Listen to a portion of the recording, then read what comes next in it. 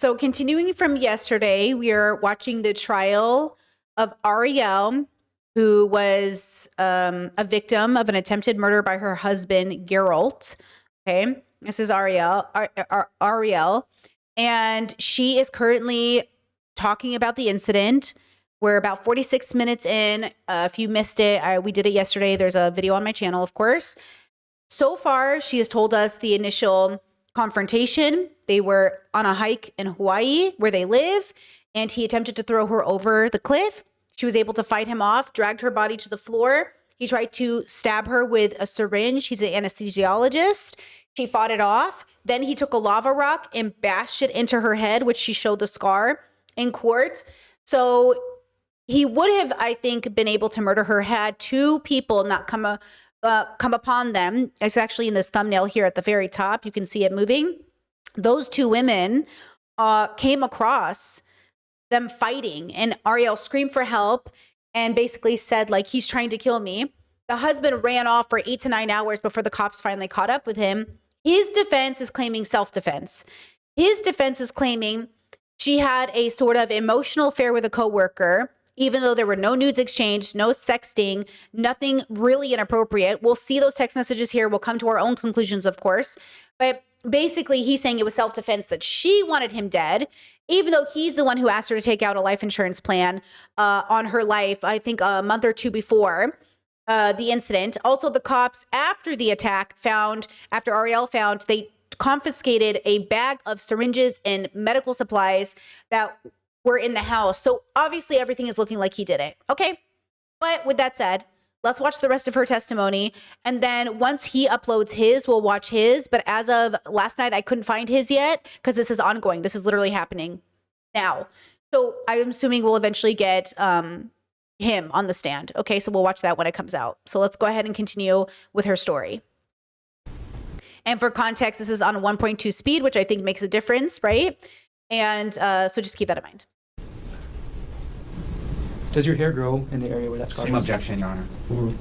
No, my hair does not grow there.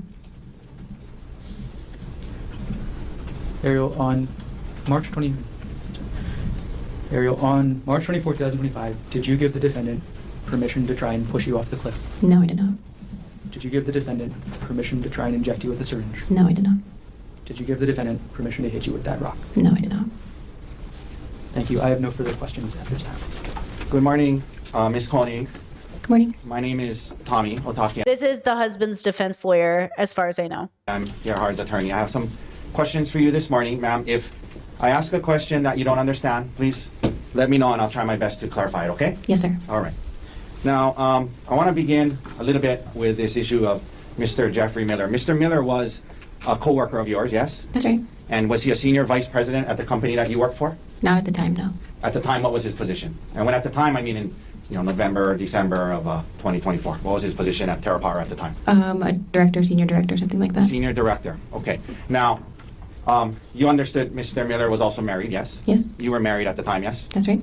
You indicated under oath today that after the discovery of these communications with you and Mr. Miller, you and Gerhard would refer what had happened between the two of you, you would refer to it as an emotional affair, correct? That's right. All right. In fact, there were times in communications where he referred to it as a secret affair, yes?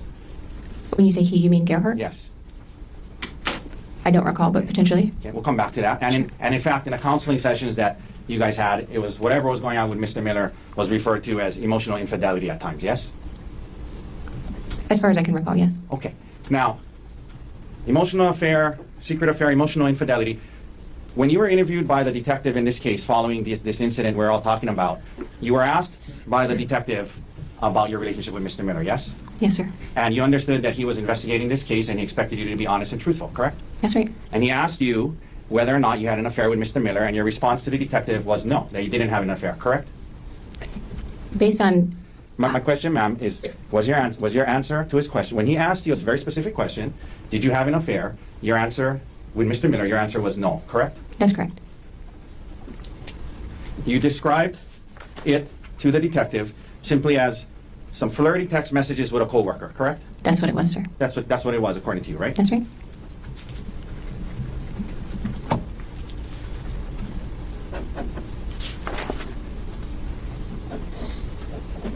So now they're trying to paint her as a whore. They're trying to paint her as a liar.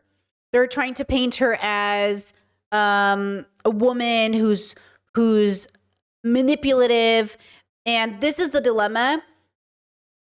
Because they're trying to ruin her character, they're trying to paint it as like this great full-blown affair. When we'll see, we'll look at the text messages, we'll come to that conclusion. And again, I would like to know what happened before this. And I almost guarantee you the husband is cheating.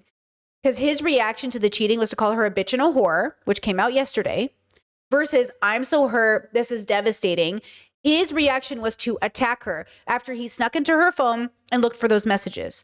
Again, okay, it's difficult to talk about healthy relationships when the man tried to murder her. Just a reminder, you cannot murder people that cheat on you, even if it's abusive. You cannot murder your partners or anybody. You can't murder people, guys, okay?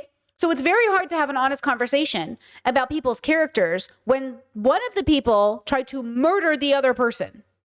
So just remember, okay, they're trying to paint her in such a bad light compared to a man who tried to kill her. She sent a flirty text message. He tried to kill her. They are not comparable. Now, after the discovery of these messages and what was going on with you and Mr. Miller, there were times when you and Gerhard would communicate about the situation by text messages between the two of you, correct? Yes, sir. And isn't it true that on December 9, 2024, Gerhard sent you a text that said, you engaged and continued an elaborate secret affair instead of coming to me asking to work on our relationship. You remember him sending you that text? I'm sorry, objection hearsay. Sustain. It's impeachment, Your Honor. She said there was no affair. I can. Oh, okay. So now they're going to talk and we can't hear it. I'm going to forward it. Okay. It's silent. That's Geralt. That's him. Okay. That's the husband.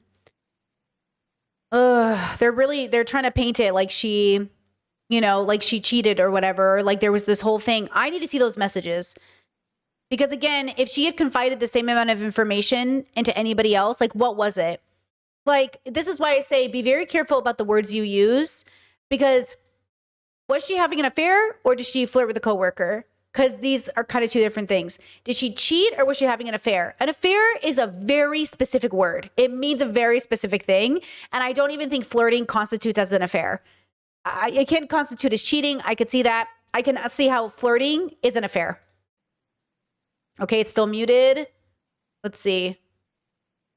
And also, like I said, and like Chad is saying, it doesn't matter. You cannot murder cheaters, okay? It's abuse in a lot of situations. I'm not convinced it is in this situation. I'm not sure what's happening. But you cannot murder people who cheat on you, okay? This isn't a Carrie Underwood song.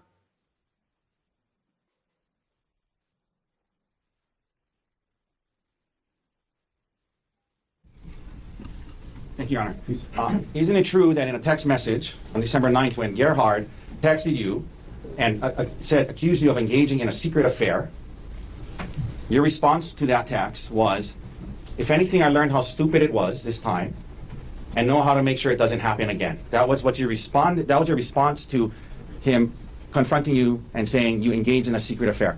You said, I learned how stupid it was and I know how to make sure it doesn't happen again, correct? It felt like an affair to Gerhard, and that's how we were treating it in our marriage. This is important because, guys, in people's marriages, some people consider it cheating to look at porn. But if she does not agree that it is cheating, then it's really difficult to be in a relationship with people who think differently than you. Think of a Trump voter dating a Democrat, right? How it's like the pro-lifer, think of a pro-lifer dating a pro-choicer. That's a better example. The pro-lifer will be like, you murdered our child. And she'll be like, I did not murder our child. I had an abortion. Or for the sake of appeasing the pro-lifer, she'll say like, okay, yes, I ended the life of our child, because she's trying to meet him with his language. And then they're like, oh, so you agree you killed the child. No, she doesn't agree she killed a child. But when you're talking in private text messages to your partner, you might use their language. You know what I mean? So we don't even know if she agrees it was an affair. It's saying she doesn't. She's saying it was his word. He used it. She agreed to use it for his sake. Okay? So pay attention to how they're trying to spin this. Okay? Ma'am, can you listen to my question? Sure. Okay. My question is about the text message. Isn't it true in a text message, I'm not asking you why you said what you said, in a text message, when Gerhard accused you of engaging and continuing an elaborate secret affair, Your response was, if anything, I learned how stupid it was this time and know how to make sure it doesn't happen again. My only question is, do you recall sending that response to him when he accused you of being in a secret affair? Yes. You didn't say to him, it was just flirty text messages, don't worry. You said it was stupid of me, it won't happen again, correct? Because when I did that, we would start to argue, so you're right.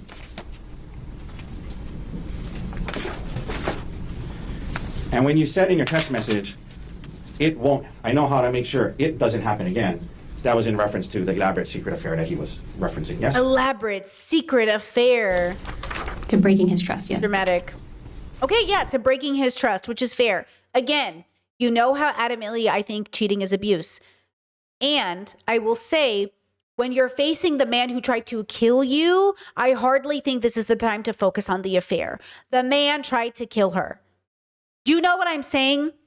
This story would have been very different had he not tried to kill her.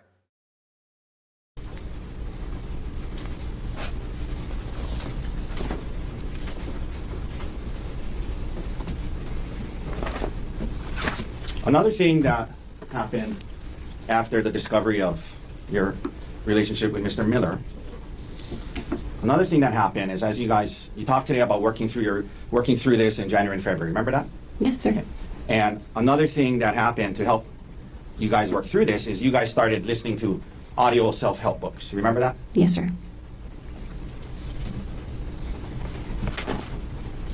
One of the audio books that you purchased and listened to was entitled How to Help Your Spouse Heal from Your Affair. You remember purchasing and listening to that audiobook? I do remember that, yes.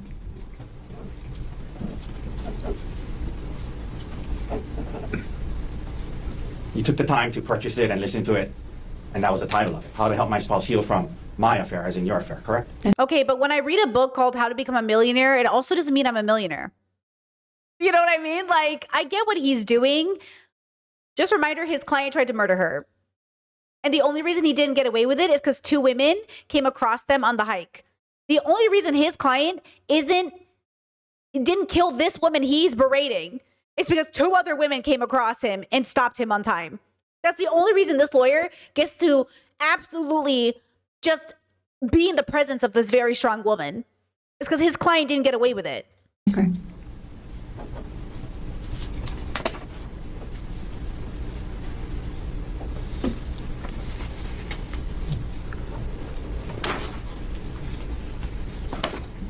Leading up to December 2024, ma'am, prior to the discovery of your communications with Mr. Miller, you were trying to hide the extent of your relationship with Mr. Miller from your husband, correct? That's right. To conceal the substance of your communications and the extent of your relationship with Mr. Miller from your husband leading up to December 2024, you were purposefully deleting your messages to and from Mr. Miller on your phone, correct? I was deleting messages on my phone, that's correct. Yeah, so Gerard wouldn't see them, right? That's right. And by the way, you work with Mr. Miller, correct? That's right. You guys have work emails that you can email each other on, yes? Yes, sir. He had a work phone, yes? Yes, sir. Did you have a work phone? No. Okay, but you had text messaging on your phone. You could text him on his work phone about work things, yes? Through text messaging, yes? That's an option for sure, yes. Yeah, and emailing about work things on a work email, that was an option, right? Yes. But you chose to communicate with Mr. Miller, this other married man, on WhatsApp, correct? I use WhatsApp for work for other things too, yes. Oh, P.S. Chet said, why are they focusing on the affair? When I first looked up this story on the internet, the titles of the videos were like, woman has affair, man tries to kill her. They are doing everything they can, including the people titling these videos, to make her look like a whore. Because misogyny and patriarchy is so rampant that if they can paint this woman as a whore, then the comment sections that are saying she deserved it, that she ruined his family, like, people in the comment sections are literally like, so she tried to ruin his whole family. You guys think she's the victim? They used to stone women for death for affairs. So don't get it. They still do. Women get stoned today for having affairs. That's what I'm saying. You can't kill people for cheating. You can't kill people for being abusive. You can't kill people.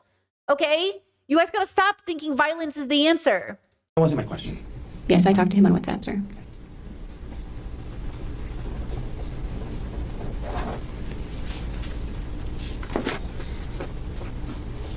There were times leading up to and into early December 2024 where you and Mr. Miller would message each other very frequently. That's what I'm saying, guys.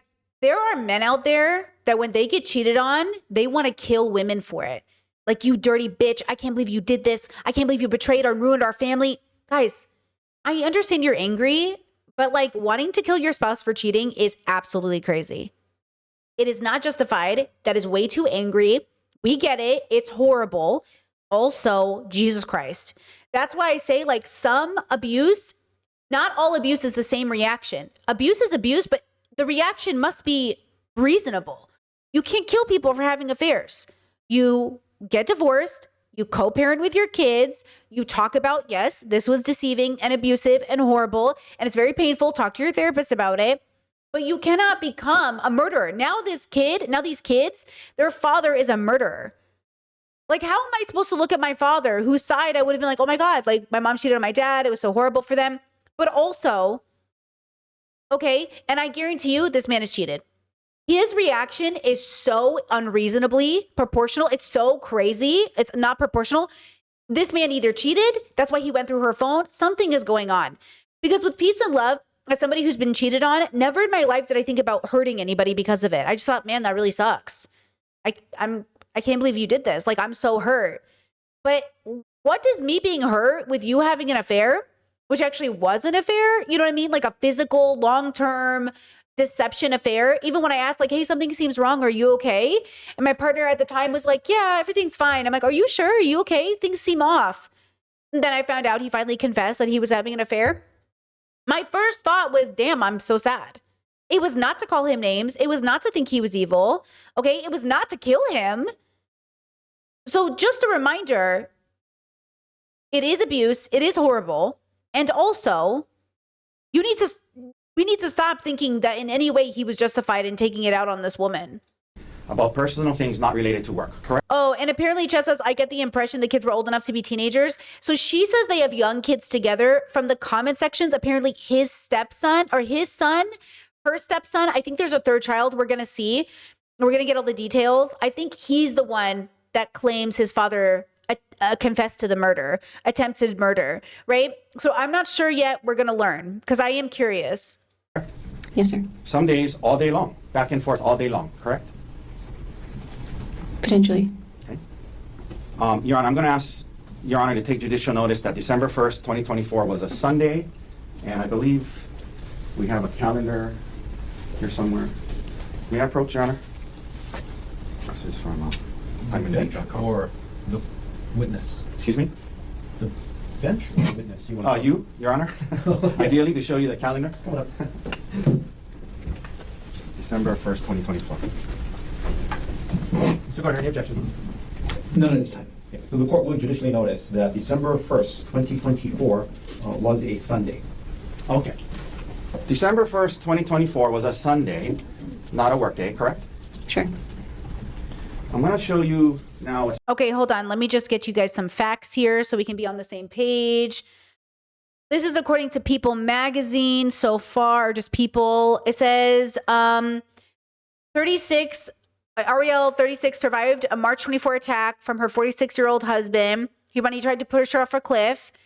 It says when Honolulu police say the hike ended, Ariel sustaining critical injuries, Geralt making a FaceTime call covered in blood, allegedly telling his son, he tried to kill her. Their vacation had begun seemingly on a celebratory note. I think he has a son, right? Let's see if I click this. Does it take me to a story about who his son is? Maybe not. I'm trying to think. I'm trying to figure out, like, why is it his son? Oh my God, these ads are crazy. Yeah, I'm trying to figure out why his son admitted to trying to kill her. Oh, okay, there we go. Covered in blood when he allegedly called his son, who was from a previous relationship, on FaceTime. I tried to kill Ari, but she got away. There it is. Okay, so he has a son from a previous marriage, and then they have, I believe, 2 kids who are small together. Okay, does that help clear that up just so we're on the same page? It's been marked as D123. D123. May I approach, Your Honor? May.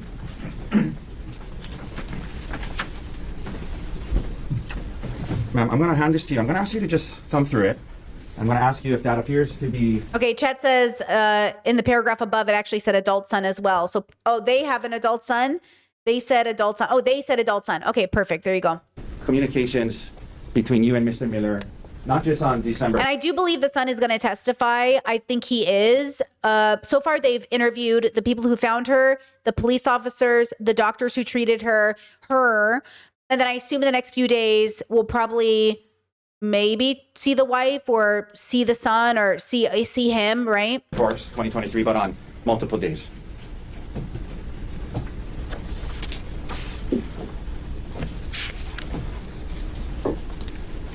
Okay, let's see what this is. Maybe the text messages.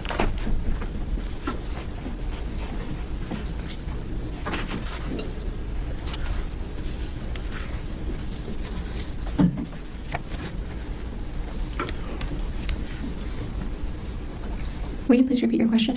Just that appears to be messages between you and Mr. Miller back during that time period, yes? Yes, it does. All right. May I hand that back to you, Sure. please? Your Honor, move to admit the exhibit. Okay, they're going to show us text messages.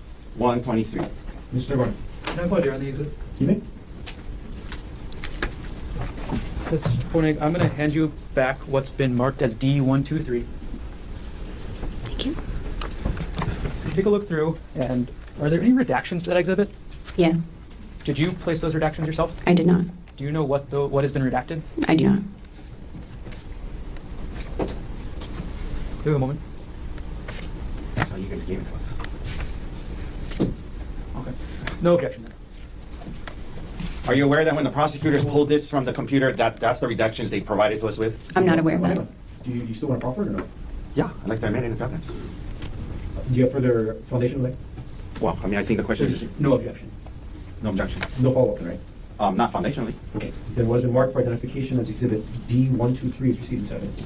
I don't mean to be this person, but does this lawyer seem like a bad lawyer? Like the defense lawyer? I feel like that maybe he's nervous because it's like being recorded and now we're all going to view it. Maybe there must be a lot of pressure, but like also like, is he kind of a bad lawyer? May I approach and retrieve it? Yes, you may. May we publish, Your Honor? Yes, granted. And Mr. Dirks, if you can please go to 12:1. First of all, this goes on for pages and pages and pages, correct? Yes, it's over months. Excuse me? It looks like it's over months, but yes. But this is all between you and Mr. Miller, correct? Yeah, Your coworker, right? that's right. Okay. Let's go to 12. I wish I could see it better. You are outside this chat, encryption. That's interesting. I've not noticed that. Good idea. That's called copying other people's marketing. You already, let's see. I tried. Let's see if it gets clear and I can read it better. Gotta be careful with who I use that emoji with. LOL. Let's see. 1, please. Mr. Dirks, let me know when we're there. I think it's the bottom of 1908. Let's see. Okay. What the fuck, Jesus? What are we doing in this call? No idea. Breakfast, dog's breakfast. Had a good chat with Drew today at GM. Catch you later. They want to have a meeting about our requirements. That's good. Okay. So it's literally like, okay, good morning. Sounds good. I hope you're getting some good sleep. I haven't slept a ton. Ton over the break. Okay, this is the most small talk stuff I've seen so far. Okay.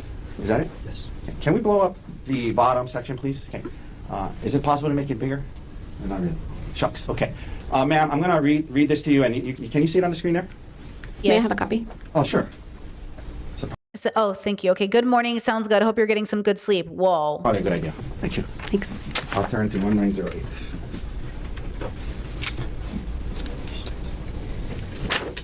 Thank you. At the bottom. Just working on my pause button for this call.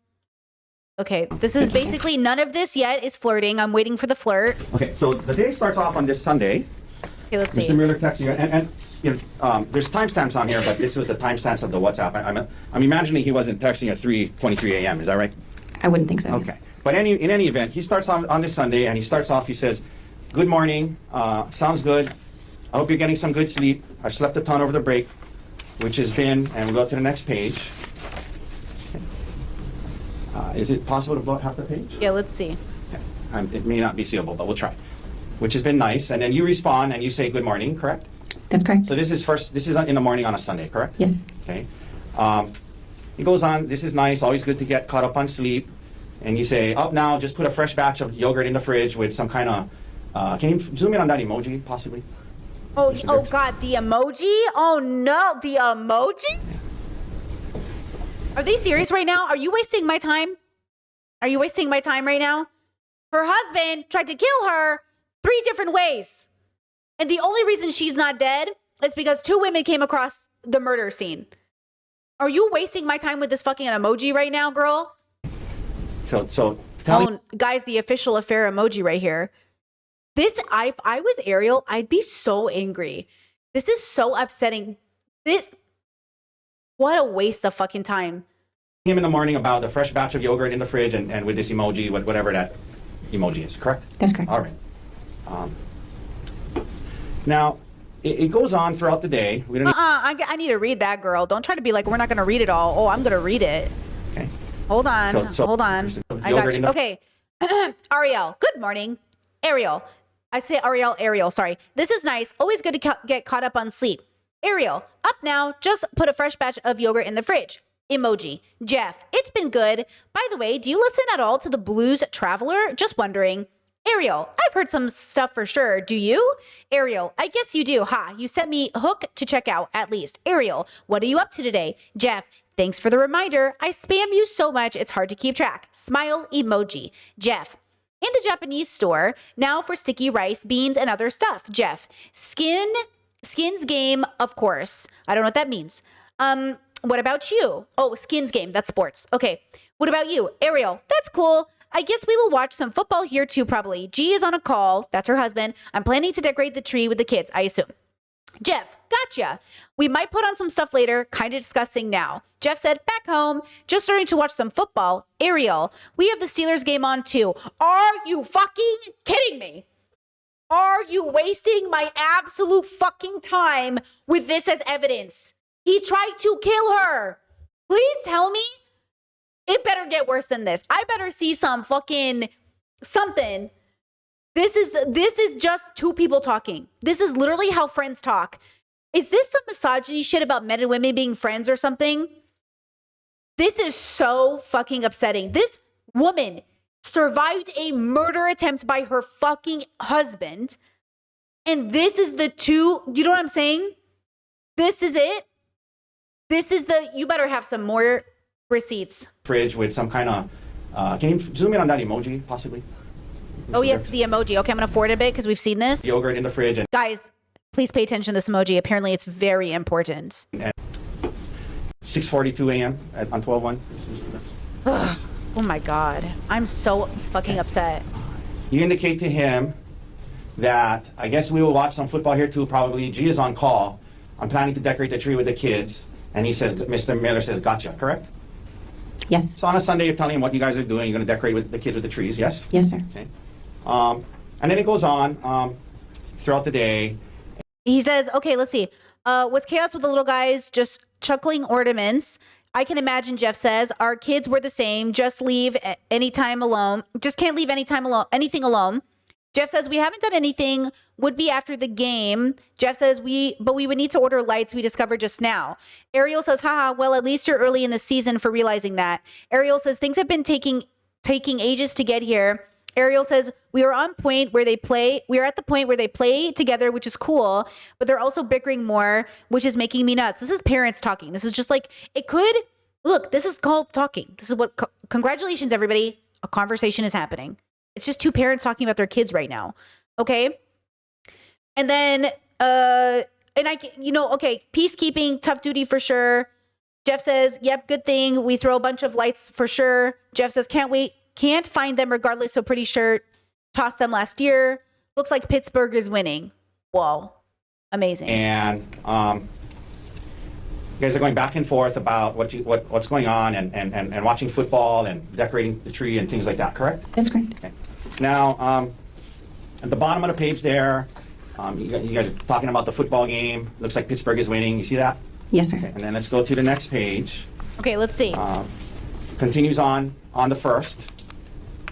And Okay, so I hope you're having a fun, nice. Okay, so then sounds good. We'll let you know if you get anything. It's fun to know. Pick lights. Okay, I hope you're having a nice morning, Jeff says. Ariel says, good so far, just hanging around the house. Now listen, we don't know the intentions of these people. We don't know if Jeff is thinking small talk will lead to something more. We don't know if Ariel's just like being polite. We don't know. Sure, this is how a normal conversation happens between anybody, and maybe it becomes something, maybe it doesn't. But this is, as of right now, just how people have conversations, guys. And like Chad is pointing out, I understand the heterosexuals are suffering, and God forbid a man and a woman talk to each other. But just so you know, if you read the text messages between me and my friends, you would think we were all sleeping together. And none of that is happening. So again, is she just confiding in a friend and it's getting a little flirty? Or are they getting flirty? They're not even flirty yet, for the record. This is the most small talk I've ever seen. Okay? But again, none of this justifies him trying to murder her in 3 different ways. Okay? He tried to kill her. Are these the messages he saw and called her a whore and a bitch for? Because I better see something more. And even then, you can't call someone a whore and a bitch. You can't. You can't become a misogynist because, you know what I'm saying? That's the problem, girls. Philosophy stuff. Okay. You can't throw racist slurs at your partner because they cheated on you. You can't throw misogynistic slurs at your partner because they cheated on you. You can't pull a racist because it's a bad person. I know we've been talking about this a lot lately, but you can't do it. You can't become a misogynist because it's a bad person. It's a reflection of your character. Do you know what I'm saying? Like him calling her a bitch and a whore. Like, do you know what I'm saying? By the way, no sex messages no pictures were exchanged, no physical contact ever happened. So, okay. Absolutely not. Let's see what happens. More communication. 11, 13, 29. If we can zoom in on that, Mr. Dirks.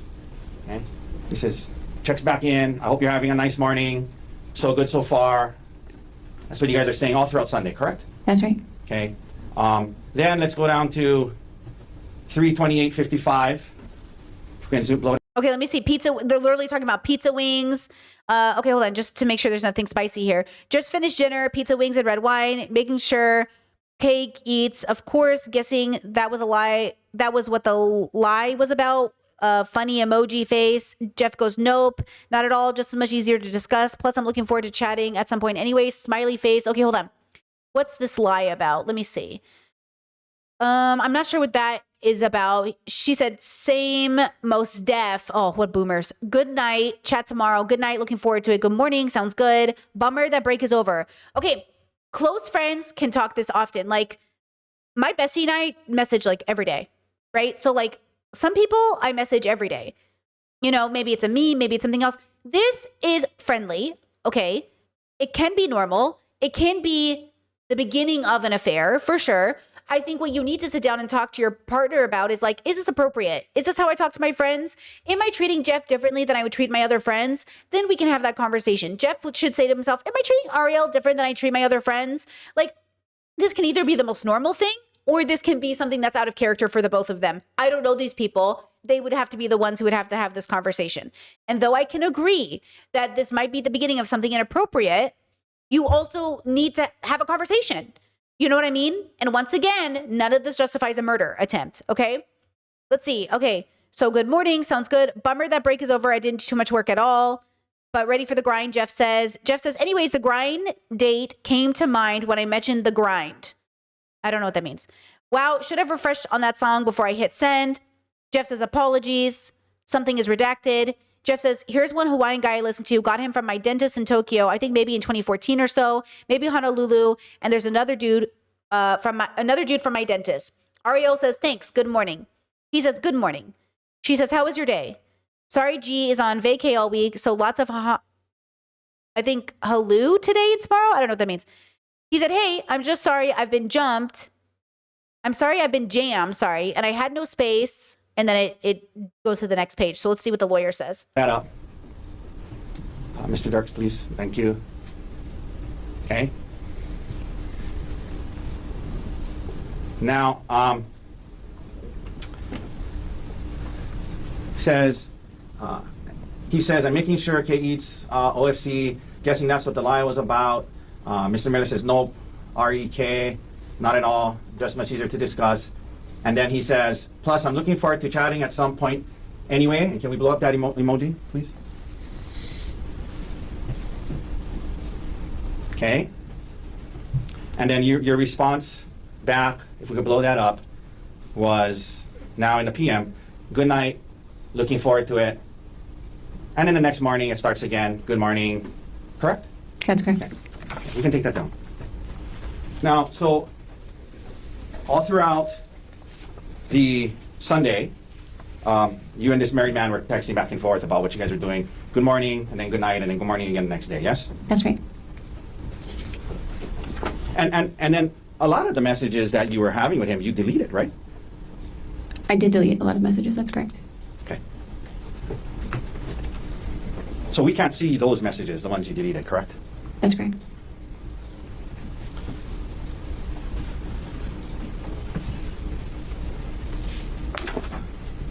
Have you ever heard of the word, and I may not be pronouncing it correct. Actually, can I take that up? Have you ever heard of the word HELU? How do you say HELEU? HALEU. HELU. What is, in your line of work, what is HELU? HALEU is high assay low enriched uranium. It's like a range of enrichment for uranium-235 that would be used as nuclear fuel for advanced reactors. Okay. I have no idea what you just said. But I it don't says know. do your Okay, work, girl. right? Yes, sir. Okay.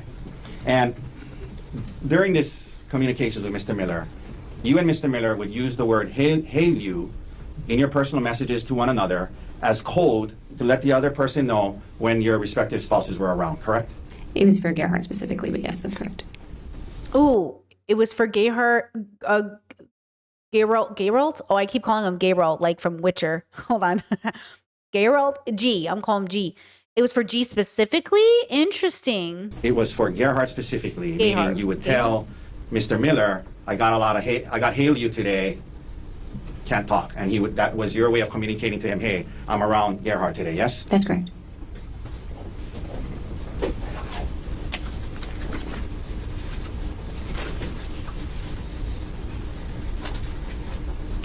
During this time period, leading up to December 2024, you and Mr. Miller would share photos of yourselves, both from the past and the present, and also during certain activities that you were engaged in, yes? Occasionally, yes.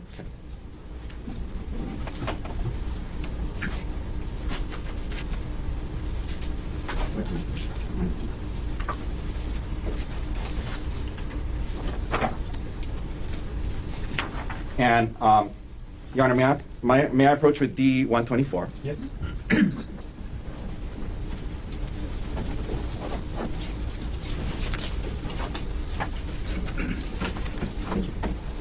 Ma'am, I'm going to show you D-124. If you can look through that, and I'm going to ask you again to, if that looks to you to be messages between you and Mr. Miller, and also photos that you guys would send to each other. And let me know when you're ready.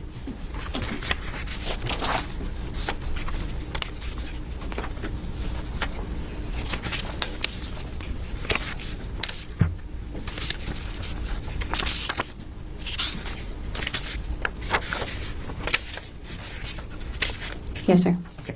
And that appears to be fair and accurate depictions of messages you guys would send to each other, correct? That's correct. All right, Your Honor, move to admit D-124. No objection. Will be marked for identification as Exhibit D-124 as received in evidence. Can we please publish and start on page P2250? Okay. Let's blow up that picture at the top there, please. You want a copy? I'll give you Yes, a please, sir. Thank you. May I approach, Your Honor? Yes. Okay. Would you like this one? Oh, yeah, I'll take this out. Thank you. One of my two BFFs, this was in Vegas. He lives in Buffalo. Just seeing this stuff pops up, so I thought I would share.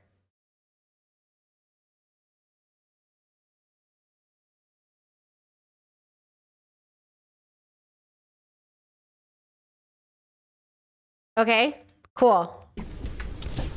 Okay, so this is a picture Mr. Miller sent to you. One of my two BFFs. This was in Vegas. And then you looks like you attached a heart emoji to it. Yes?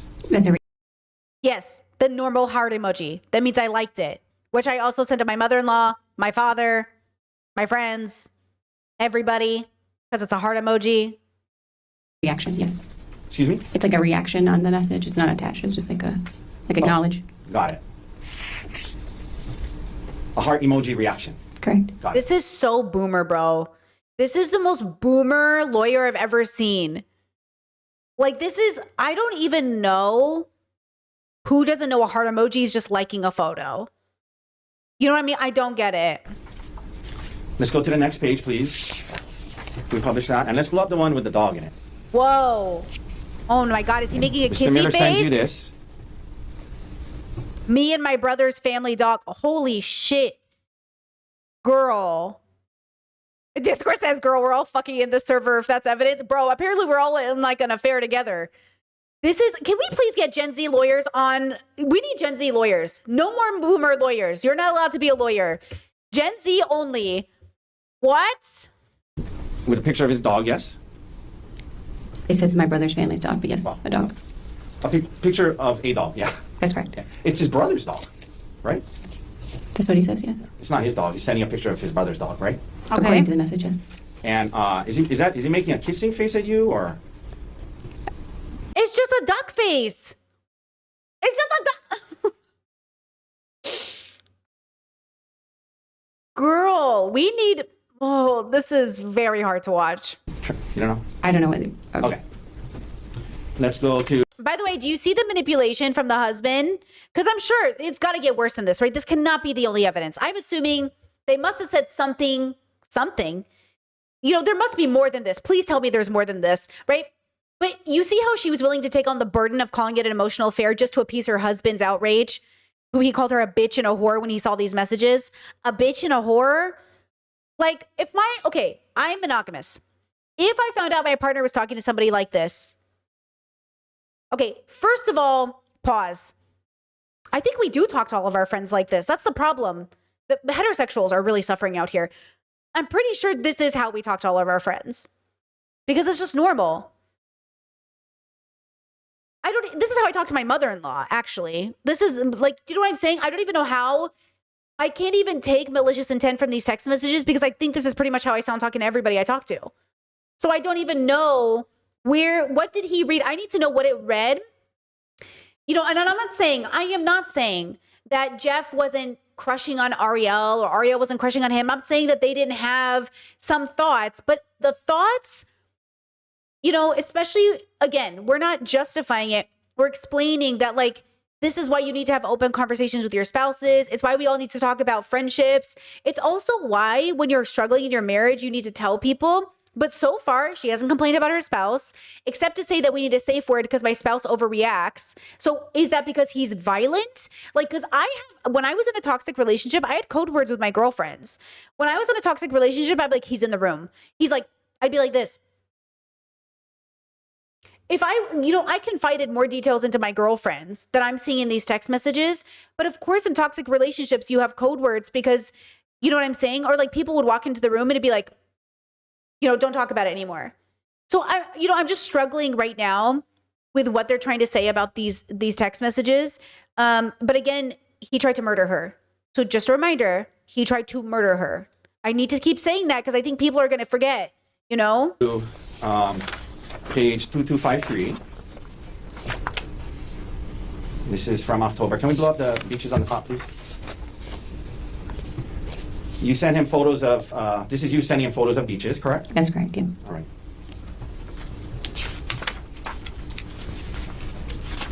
One second. And by the way, if you want to be in a relationship where you agree this is cheating, one, I would need to sit you down and have a serious conversation with you. But two, the only relationships I know where you can't have opposite sex friends in any capacity are like really religious ones. And I'm not a fan of those patriarchal religions. So you make your choices. But again, like, I don't think that's okay. Like, again, my relationship with my partner, I always said I have friends of all genders. My partner has friends of all genders. We are in a queer relationship. So everything we do is like based off of that. There's no such thing as boyfriends or girlfriends or, oh, this is a guy friend. You can't have a guy friend. Our relationship does not do that. You know what I'm saying? Look, if my partner also wants to look at my phone, they don't have to ask. All electronics in this house are all of ours, right? Like, yes, it's his computer and this is my computer. But if I need to hop on his computer for something, he's not going to be like, why are you on my computer? He's just be like, oh, is your computer broken? You know what I mean? The fact that she can't get in, doesn't have the passwords for his computer, the fact that he had to go looking through her phone in secret versus just saying like, you know what I'm saying? Like we're open because we're not hiding anything. And two, you know, if she is hiding something and she feels like she's in danger, there's a conversation to be had about that. Why do you feel in danger in your relationship where you have to hide your messages from your husband? Are you okay? Are you safe? Which is very different than I need to hide messages from my partner because I'm doing something they know that I know is bad, which are two different things. Feeling unsafe and needing to hide it because of consequences is different than I'm doing something very bad. And they're trying to paint it like she did something very bad and she knew it was very bad and she's so evil and that's why he went crazy and had to kill her. And I'm saying, no, that is not the context of these text messages, right? You know, while we're here, why don't we go to Now, these are very suggestive. Whoa. A cloud with, you know, clouds in the sky, a blue sky, a beach. Guys, everybody knows I'm being so sarcastic right now that these are affair photos. Can you please stop wasting my time? What a waste of my time. page 2256 while we have this up. Can you blow up that thing on the top that says HMA VPN service, Mr. Darks? Thank you. So, in November of 2024, Mr. Miller sent you a link to something called HMA VPN service, Total Online Privacy with HMA, correct? Oh, it looks like a VPN, hide my ass. Okay, so in some sort of like hide what you're doing, okay? That's correct. And that is a website, if you look further down, apparently HMA stands for Hide My Ass, correct? Correct. www.hidemyass.com, yes? That's correct. And you understood that a VPN is an app that allows you to hide your internet activity from others, correct? That's not my understanding of a VPN. This was sent to be able to watch football that was streamed locally. Okay. VPN service, Total Online Privacy. This is, you know what this reminds me of? This reminds me when Meta, Facebook, was in front of the Congress or whatever, or the Senate or whatever, and they kept asking them the most boomer questions, and Zuckerberg was like, well, this one, you got to get Gen Z in here. Gen Z's are like, oh my God, VPN, that's how I watch my Netflix. Like, we need a Gen Zer who's like, oh my God, girl, what'd you use it for? Like, you know what I'm saying? We need a Gen Zer in here who knows what's up. Hide My Ass. And he sent you that so you could watch football? That's right. Okay. Okay, sir. This wasn't for work purposes, was it? This is not for work purposes. You're correct. TerraPower wouldn't use something called www.hidemyass.com, would they? I would not. It literally says VPN service. It literally says VPN service. It literally says VPN service right here. It literally says VPN service. It's a VPN. Expect them to use that. We all have a VPN. That's correct.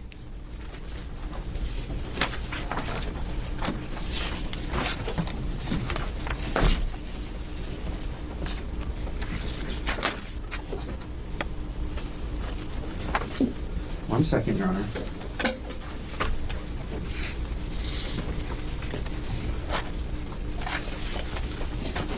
You also sent photos to Mr. Miller as well. And may I approach Your Honor with 183? Yes. Can I approach Your Honor? Bring a copy. You know what he sounds like? He sounds like the people that are like, oh, how do you watch your anime if you don't have Crunchyroll? It's like, okay, dude, you know what I mean? You sound like one of those guys who's like, oh my God, are you like, if you were in One Piece, would you be a pirate? Yes, bitch. I don't know why you gotta be a goody two shoes about it. Okay? You know what I mean? He sounds like that. He's like, oh, how are you watching anime if you don't have Crunchyroll? Look, buddy, okay? Yo ho, okay?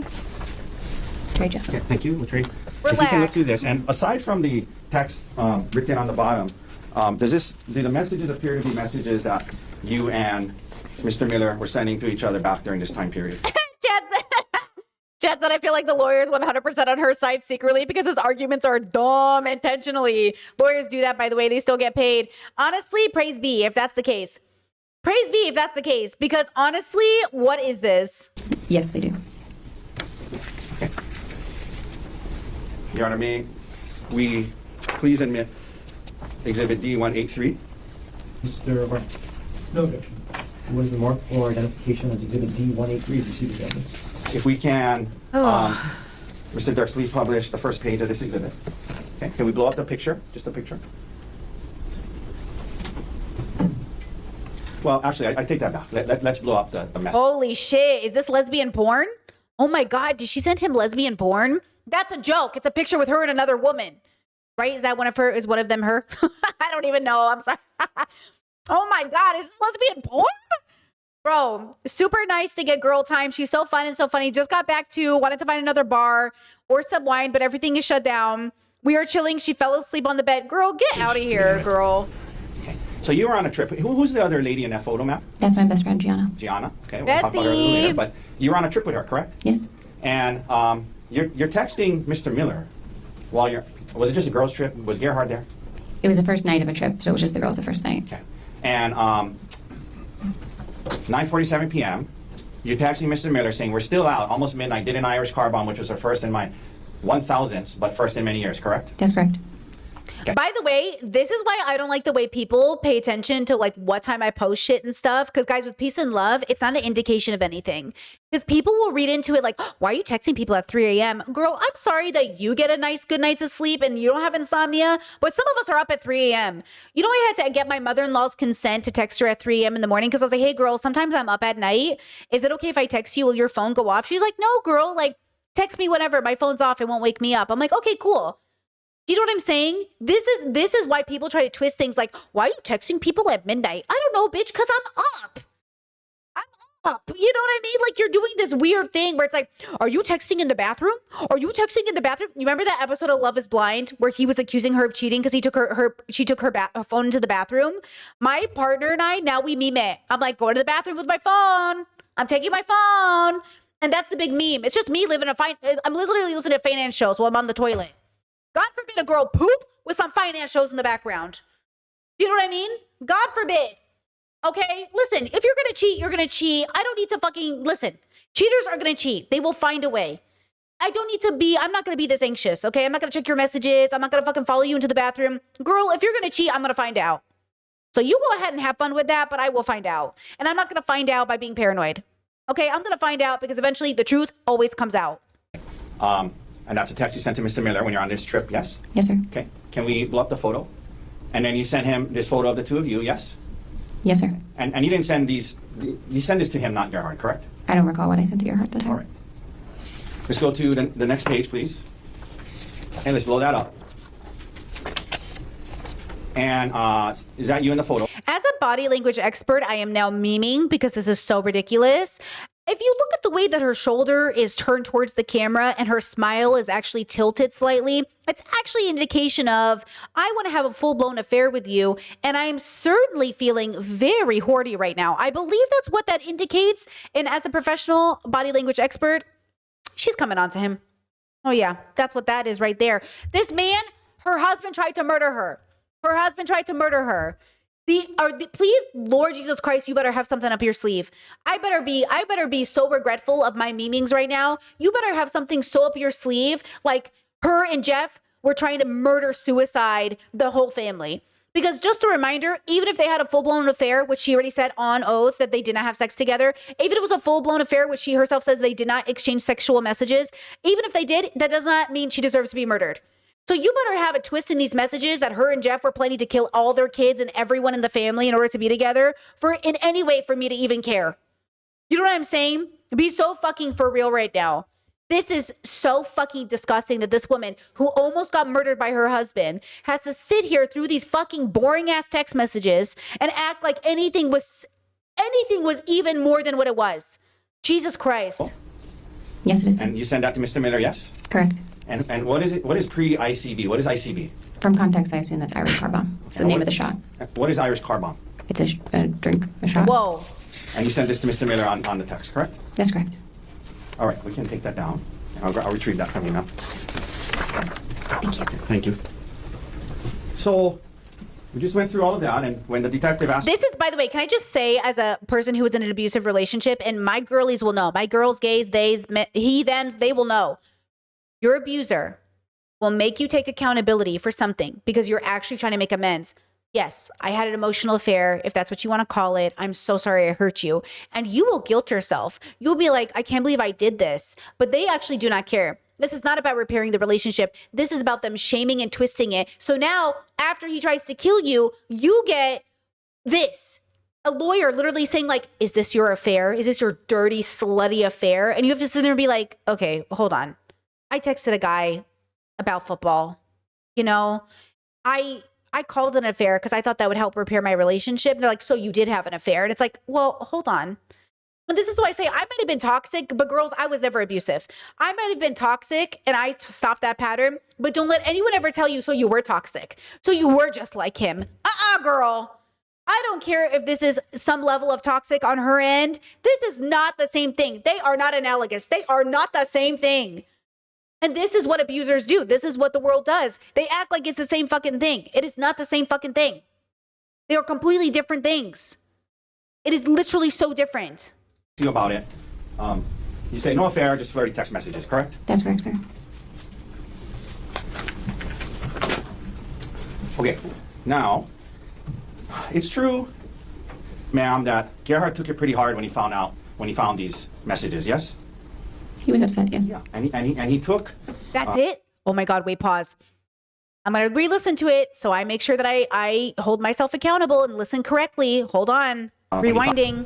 It's true, ma'am, that Gerhard took it pretty hard when he found these messages. Yes. He was upset, yes. Yeah. And he took. Well, he could. Is he saying that's it?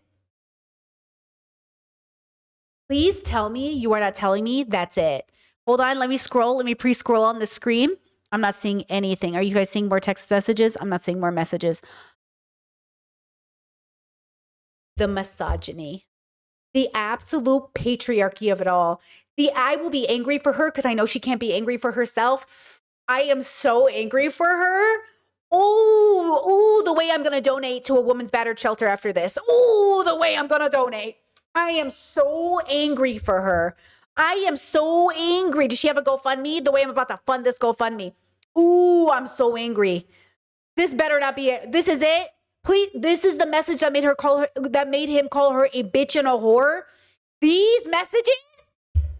Remember, we are angry for her, okay? For the world, not at the world. Okay? We need to take this anger and donate. Take this anger and volunteer. Okay? We're going to take our anger and help the community. That's what we're going to do after this, okay? Oh, I am so angry for victims. I am so angry for them right now. Oh, I cannot believe it. That's it. This man go to prison. This man better go to prison. Confronted you when you were on a trip with your friends Gianna and Brian in San Luis Obispo, correct? That's correct, sir. And was that the trip that we were just talking about? Yes. So the day before Gerhard gets there on this couple's trip, that night before, you're sending photos of yourself and your friend to Mr. Miller, correct? That's correct, sir. Okay. Did he have a code word for you that he would tell you when his wife was around? Not to my knowledge. All right. Now, I want to know how the wife feels about it.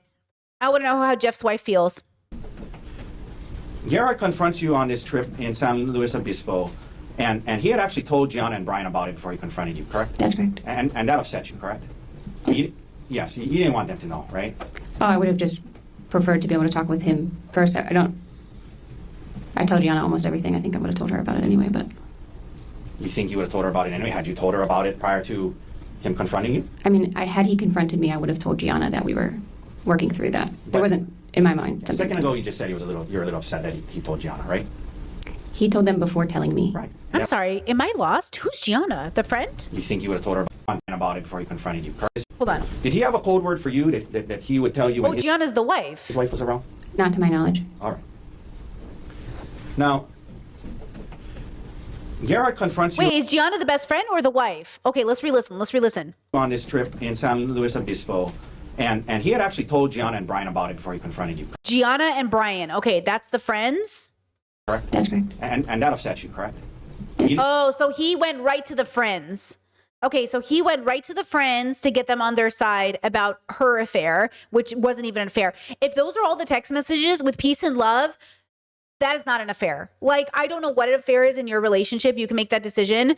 I am going to tell you that's what all my text messages to my friends sound like. So I must have been cheating the last 4 years. You know what I'm saying? Like, I don't understand. I don't get it. I don't know what's going on. I don't understand their relationship. I don't know what's happening. But, you know, again, I don't know what's going on. I need more details. Maybe I'm missing something. Yes, you didn't want them to know, right? Oh, I would have just preferred to be able to talk with him first. I tell Gianna almost everything. I think I would have told her about it anyway, but You think you would have told her about it anyway? Had you told her about it prior to him confronting you? I mean, had he confronted me, I would have told Gianna that we were working through that. But- There wasn't, in my mind, A something. second ago, you just said you were a little upset that he told Gianna, right? He told them before telling me. Right. And that upset you, right? Oh, so he found the messages, talked to his friends before talking to her. Okay, but I'm just trying to understand the situation.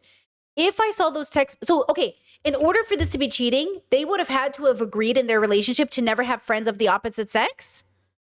Because what did her and Jeff talk about that you wouldn't just talk about with all your friends? There has to be some established rule that I'm missing here. Okay? You know what I'm saying? Is there some rule where she can't have guy friends or something? Yes, that felt unfair. Now, Gianna and Bryant had actually been through something similar recently where Bryant supposedly had cheated. Oh, well, strike that question. Recently, Bryant had an affair on Gianna, correct? And they were working through that, yes? They were working through marital problems. Involving him in infidelity, right? Oh my God, bro.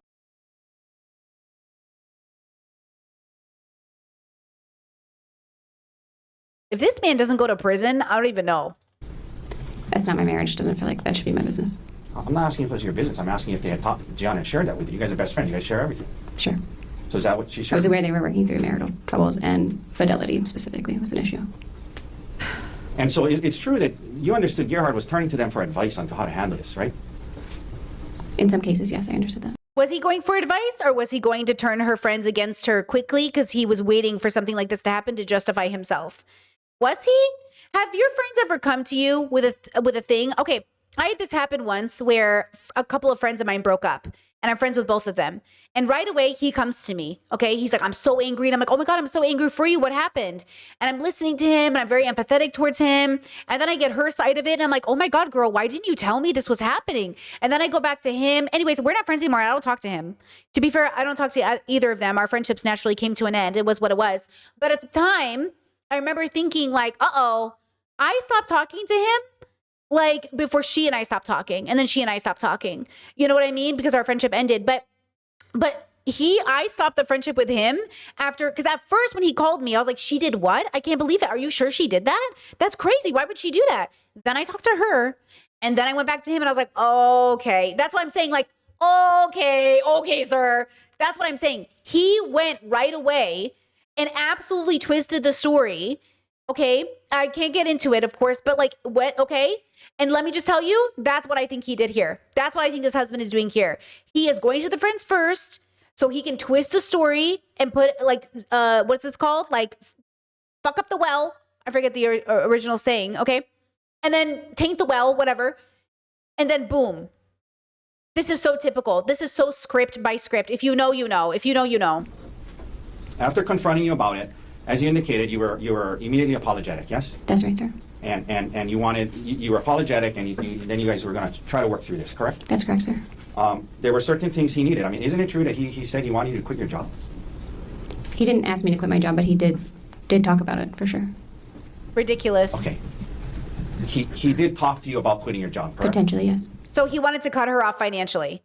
He wanted her to quit her job and lose any independence and any way of getting away from him. See? What do you mean quit your job? What do you mean quit your job? Again, somebody full on cheated on me, and I never thought to themselves, quit your job. Never. Even though the person they had cheated on me with was in proximity to them because of their job. I never told them to quit their job. Why would I take away your livelihood? Why would I take away your livelihood, bro? Like, that makes no sense. And he also demanded that you cease all contact with Mr. Miller in person, yes? And by the way, you would think, this is what men will say on the internet. Oh, Brittany's been so impacted by her cheating scandal. It's so like awful for her. You would think if I was so impacted by it, then I would be on his side. But no, cheating, though a form of abuse, doesn't warrant murder. And also, I wouldn't constitute what she did as cheating. I don't even know how to constitute it. Because if he was just a girlfriend, then that's just normal conversation between girlfriends, having code, the partner's toxic, you kind of like, you know what I mean? There is nothing in those text messages that to me signal a true affair or even cheating, because they're just talking. So I'm going to need a lot more, a lot more details for me to even think about it this way. So the lawyer doing this, like, how do you sleep at night, bro? How does this man go home and sleep at night? Trying to paint this woman who had a lava rock jammed into her head over and over again by the father of her children, the man who married her. How do you sit here and sleep at night? Talking about emojis and text messages about songs and bands you like. Go fuck yourself. Oh my God. Yes. And in fact, you had a trip planned coming up to Seattle with Mr. Miller that you ended up canceling, yes? He would have been there. There were several people from Terra Power there. Okay, let me rephrase that. You were going to go on a Yeah, you rephrase it, girl, because he's trying to paint it like they were trying to meet each other in secret. It was a work event. work trip at which Mr. Miller was going to be at, correct? Correct, sir. And in fact, on that trip, you had changed your hotel to be in the same hotel as Mr. Miller, correct? And several other Terra Power employees, yes, sir. Yeah, don't try to twist it, bro. Don't try to twist it. It's like people act like people aren't homies at work. Like you act like people aren't comfortable at work and sleep in the same hotel rooms. I have friends right now that are going on work trips with their companies and they're sharing hotel rooms to save money. Don't act like this is weird. Your job was, well, I'm going to get into it more in a second, but your job was pretty rare and unique, right? Like that you were in the nuclear energy field, correct? I still am, yes, sir. Yeah, but at the time, right, when he was talking to you about quitting and leaving it, right? Yes. You talked about his need for intimacy, both emotional and physical. You indicated that he wanted to have sex every other day, correct? That's correct. Gross. I think that's coerced sex. I said this yesterday. Him saying, now that you've had this quote affair, in my mind, I demand sex from you every other day, is disgusting. And I think it's coerced sex, and I would constitute it as rape. Her needing to put out to prove she still loves him is a coerced form of sexual intimacy that I think is rape. And he also wanted you to be less, I guess, secretive or give up some privacy, and he wanted to see your emails and communications, correct? He looked through my phone almost every day. Yes, sir. And in fact, these were By the way, never did that. Even after I was cheated on, I never had that rule. I didn't want to do that. I didn't want to become the person who had to look through your phone. I'm not doing that. If I have to look through your phone, this marriage is over. Listen, my partner and I both can look through each other's phones. But if I have to, the marriage is over. But if I go to reach for your phone and you go, oh, what do you want my phone for? Marriage is over. What do you mean, what do I want your phone for? Give it to me. You know what I mean? Like, this is, like I said, our phones, like my partner, if my partner was like, hey, my phone's dead, I'm going to grab your phone and take it to the grocery store, I'd be like, okay. I wouldn't even think about it. Like, I wouldn't even think about it. Because you know what I'm saying? What is he going to do? You know what I mean? So again, like, absolutely not. Like, you cannot, a healthy, trusted relationship, there is a difference between being able to go through and demanding that I go through every night. The marriage is over. You know what I mean? not just desires that were unique to him. You listen to audiobooks, like, for example, How to Help My Spouse Heal with My Affair, right? Yes, sir. And in that book, they recommend cutting off all contact with your affair partner. This is like people who are like, you've read the Quran, right? So you're a Muslim? It's like, okay, I can read the Quran without being a Muslim. You read the Bible, so you're a Christian, right? It's like, bro, just because she read a book, probably at her husband's behest, he probably is the one who suggested it. And if not, look at her doing the due diligence over these text messages you just showed me. You know what I'm saying? Yes? Yeah, thank you, chat. She took so much of the responsibility. Look at all of the This is how I felt in my abusive relationship. This is so relatable because you are made to feel like you are the sole reason. You're like, oh my God, is it me? And then that's why you go to therapy. You realize like, holy shit, wait a second. Oh my God. This is why I say, guys, toxic relationships, they're not good for you. They could kill you. He attempted to murder her. He attempted to murder her. I cannot say it louder. I cannot say it enough. Do not get distracted by this fucking lawyer. This man tried to kill this woman. And he would have succeeded if people on a hike did not find her. To my recollection, yes. They recommend that you share passwords, share your whereabouts, share communications, because secrecy is what caused the damage, openness is what repairs it, right? You remember learning things like that in these books and counseling? Yes, sir. Okay. And that's what Gerhard was asking for, right? He wanted to see what you were, just see what you were messaging with others, right? In some cases, yes, sir. Okay. Now, back to your career, ma'am. You mentioned him talking to you about quitting your job so that you wouldn't have contact with Mr. Miller anymore. You're a nuclear engineer, is that right? Yes, sir. You graduated from and got your degree in nuclear engineering in what year? 2011. And after 2011 till about 2022, you worked in this nuclear industry, yes?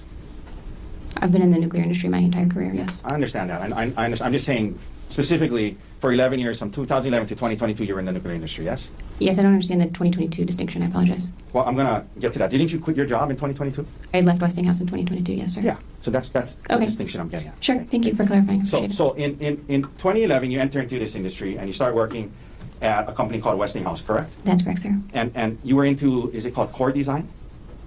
Yes, sir. And what is core design? Core design is figuring out how to load nuclear fuel assemblies into a reactor core in a way that meets the safety requirements and optimizes fuel efficiency. Okay. And again, I'm not too sure what you said, but basically it's dealing with nuclear fuel, right? Yes, sir. All right. And you were helping to do that at Westinghouse, correct? That was one of the jobs I had at Westinghouse in that time. Yeah. And you were trying to move up the corporate ladder, right? You're trying to advance in the industry, yes?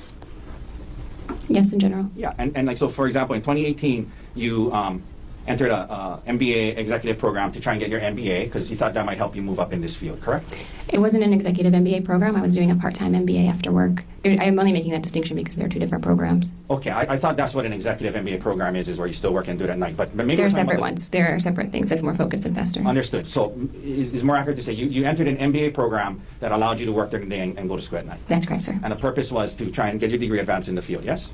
It was to develop in the role I was in. I was doing a more business-facing position at the time, and it was thought the MBA would help me develop those skills a little bit more. Okay. And then after doing that, in 2022, you quit, right? I mean, I'm sorry, what's the wording you like to use? You left your job at Westinghouse. I quit Westinghouse. Okay. That's In accurate. 2022, and part of that was, it was, you didn't feel it was the right fit, you're trying to move up, there wasn't opportunities, you thought it'd be best to just leave and focus on your kids, correct? No, sir, I wouldn't characterize it that way. Okay. But you end up leaving Westinghouse, yes? I did leave Westinghouse, but for different reasons. The way he asked a question, she said, no, I wouldn't categorize it this way. And he's like, he just moved forward. He's literally trying to, leading question, objection, leading question. And when you left Westinghouse, there was it around shortly thereafter? Well, when you left Westinghouse, you didn't have another job lined up, correct? I was in the late stages of another job that fell through, yes. Okay. And then that job fell through, right? Correct, yes. And so when you left Westinghouse, it was after that this conversation, because at this time you guys were living in Pittsburgh, yes? That's correct, sir. And it was after that you guys decided maybe it'd be best to move, yes? Yes, sir. And you guys even looked at moving to Australia, correct? That's correct, sir. And you knew that moving to Australia would make it hard for you to continue on in this nuclear energy field, yes? I don't think the potential move to Australia was driving career decisions necessarily, but that would have been a complicating factor for sure. Yeah, moving to Australia would have been a complicating factor, and you guys were considering it, right? That's right. But they do have like uranium trading and things. And then you guys end up settling on Maui, correct? That's correct. Or on Hawaii at the time, yeah. Hawaii and then Maui, yes? Correct, sir. And part of that, well, the timing of that, you mentioned your stepson Emil. That's Gerhard's son, yes? He's my stepson, Gerhard's son from a previous marriage, yes. Yeah, your stepson, his biological son, yes? That's correct, sir. And the timing of that, the reason you guys could move sooner than you'd planned is because Emil was willing to move to Hawaii with his dad and you, correct? Just to clarify, our original plan was to stay in Pittsburgh until Emil graduated high school. Right. And then he said he would be willing to move depending on where we went. So we were able to move to Hawaii sooner. I just want to make sure we're saying the same thing. Yeah, we are. Great. We are. So in other words, Emil wanted to come with his dad and you, right? Yes, he wanted to come with us. So now, at some point, you guys get moved to Maui, and then this opportunity with TerraPower comes up, correct? No, sir. I was employed by TerraPower when I lived in Pittsburgh. Okay. God, does he even know what he's doing? It feels like he doesn't even know the story, like he learned it yesterday or something. Does he even know the story? He's so wrong. I don't get it. Like, why doesn't he know his facts? I don't get it. He's like painting a story, and then she's like, no, that never happened, or no, it wasn't this way. And he just keeps going, okay, but like you did this, right? No. Where did, like, Chad said, I wonder if the husband gave the lawyer bad info. I wonder if the husband, what if the husband lied? Yeah, what if the lawyer's like, why am I looking so stupid? Like, he's probably like looking like at the husband like, the fuck? You gave me this information. Maybe that's what it is. Because I just don't get it. After you quit the Westinghouse job, right? Yes, I quit Westinghouse, and I was hired by a contract agency called System One, and on contract to TerraPower starting that September.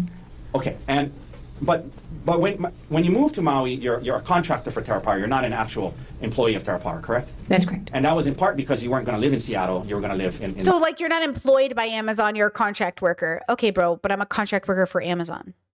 I work at Amazon. You know what I mean? Like, he's doing this like, but you're not a real employee. And I just like, okay. Oh, yes. In part, TerraPower has a distributed workforce, and so depending on the location, they would either be contract employees or they would be full-time employees. Is the word you mean for like Yeah. working for TerraPower directly? Right. And you were contract because you were going to live in Maui. I was contract because I lived in Pittsburgh. Okay, Chad, good point. Chad says, I can't believe this man who lied about his wife having an affair to justify killing her gave his lawyer bad information. Sarcasm. But yeah, you know what? You say it like that. At the time, and then they kept me on contract when I moved to Maui. Let me rephrase. You were on contract because you didn't live in Seattle, right? Yes. Okay. But TerraPower was designing new age nuclear power plants that use a new type of fuel, correct? That's correct, sir. And your role there or your job there was a project manager, is that right? That's correct. So now you are in a management position within this industry, yes? Look at them zooming in on this fucker, on this loser. Ooh. Project management. Yeah. In the nuclear energy industry, yes? Yes, sir. And you had worked hard through 11 years to get to this point, and you thought it was a good opportunity, right? Yes, sir.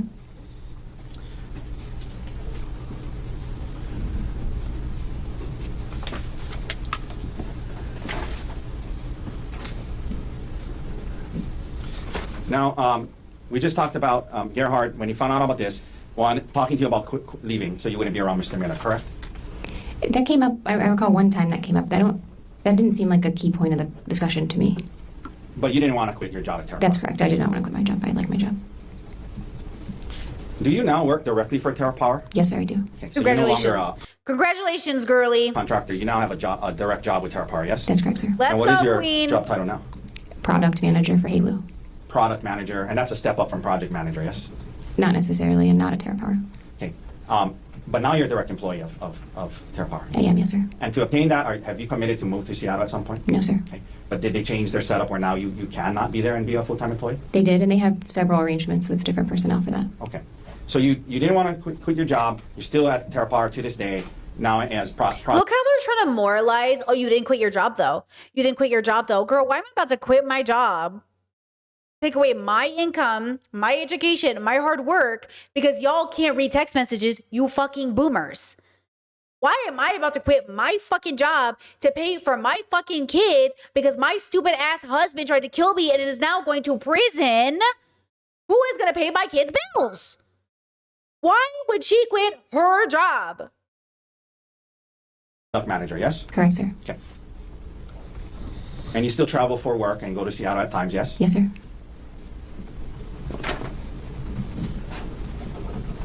Now, at some point you mentioned engaging in counseling, yes? After the discovery of this communications Counseling. with Man, I heard something so fucking different than counseling. He said counseling. Miss Gerhardt's discovery of your communications with Mr. Miller, right? You guys started couples counseling, yes? Yes, sir. And as you indicated, the counseling wasn't just about the affair; it became about the relationship, and you mentioned, his need for intimacy. And it was about the relationship, not just the issues with Mr. Miller, correct? That's correct, sir. And you mentioned January into February, you felt you guys are making some progress, correct? Yes, sir. That's correct. But the issue with Mr. Miller would still come up from time to time, yes? Occasionally, I would say occasionally at that time. I have a hard time recalling that in February. Okay.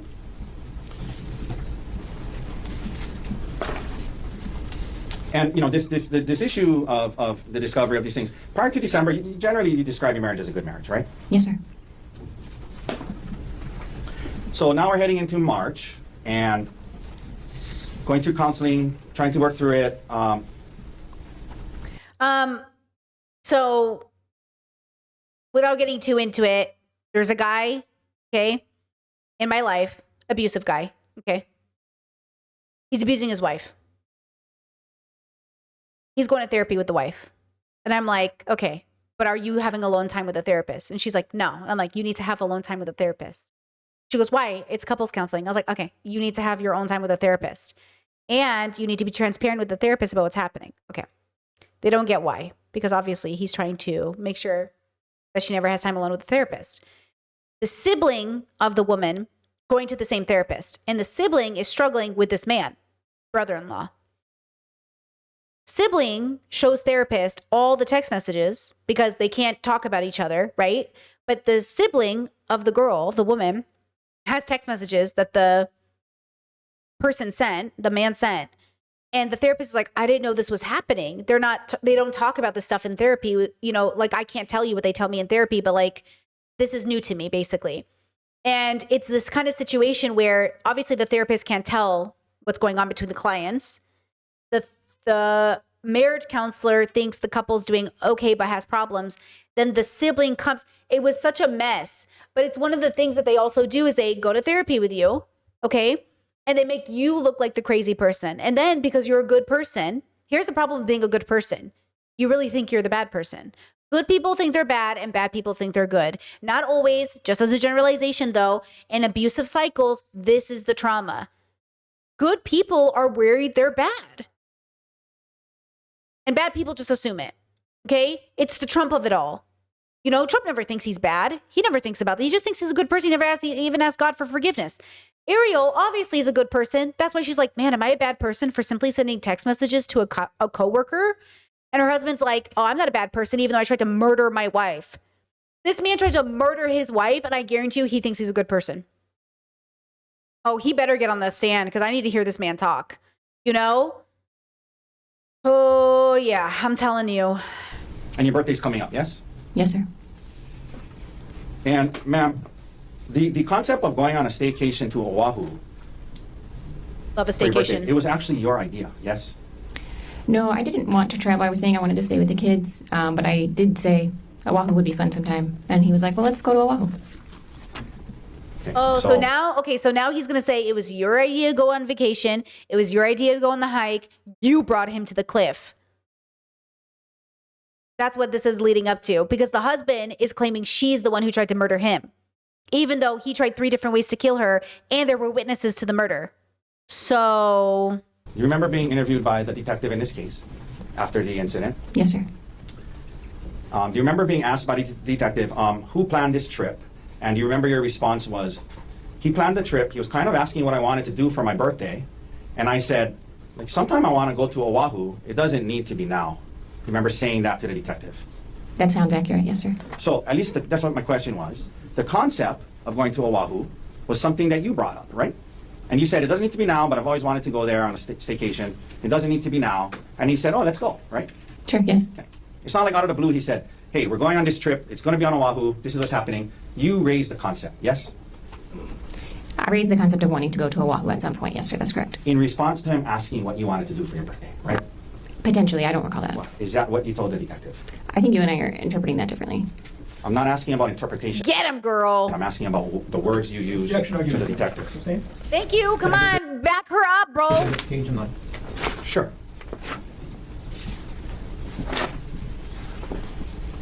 This is Exhibit 107, page 5, lines 13 through 15, D107. Ma'am, when the detective asked you who planned this trip, your response was he planned the trip. He was kind of asking what I wanted to do for my birthday, and I said, sometime I want to go to Oahu, but it doesn't need to be now. That's just the words you said to the Yes, detective. you and I agree on that. Yes. Okay, thank you. Sure. They're trying to say it wasn't premeditated. They're trying to make it sound like the husband didn't plan on it. It wasn't a part of it. Then why'd he have the needle in his bag? Why'd he have drugs in his bag? Why did he hit her in the head with a rock? Why did he try to push her off a cliff? Why did 2 women come across it? If he was innocent, when the 2 women came across them, why did he scream, I'm innocent, and call 911? Instead, he fled the cop for 8 to 9 hours. If he's so innocent, why did he flee? And then you know what I'm saying? What are you talking about? Why are you, they're playing right in our faces, bro. Right in our faces. Now, you mentioned the hike, and I think you said that Oh, yeah. And why did he suggest an email to take out a life insurance plan a month or 2 before this vacation? Oh. you only learned about the hike the night before once you were already on the trip. Is that right? About which, Oh. You only learned about the hike the night before once you were already on the trip. Is that right? about which specific hike we went on. Okay. But you knew you were going to go on a hike, right? We didn't have, aside from having planned to do the spa and shop around, a hike was kind of up in the air. I don't know that we had, before leaving Maui, definitively. You act like he wasn't thinking of a good opportunity. Do you know what I'm saying? Like the husband can be looking for a good opportunity. He could have found a bunch of ways to get his wife, to be murdered. And he just thought, oh, this is a perfect opportunity. Also, allegedly, he called his son, FaceTimed him, bloodied in a mess, saying, I tried to murder Ariel. So you know what I'm saying? Settled on going on a hike, sir. Yeah, but the concept of going on a hike came up. That's why you brought stuff, shoes and clothes to go hiking, right? Yes, like I said.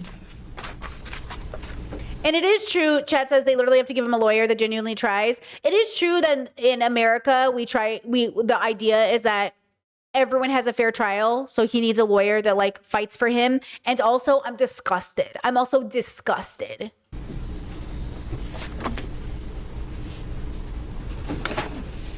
And in fact, hiking, it was not unusual for you guys to go on hikes. That's something you guys did from time to time, yes? Yes, sir. Okay.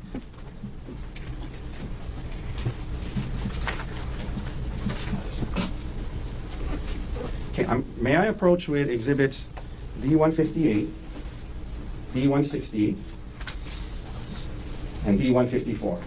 Okay, let's see. Yes. Okay, ma'am, I'm gonna approach. I'm gonna ask you to, I'm gonna hand you D158.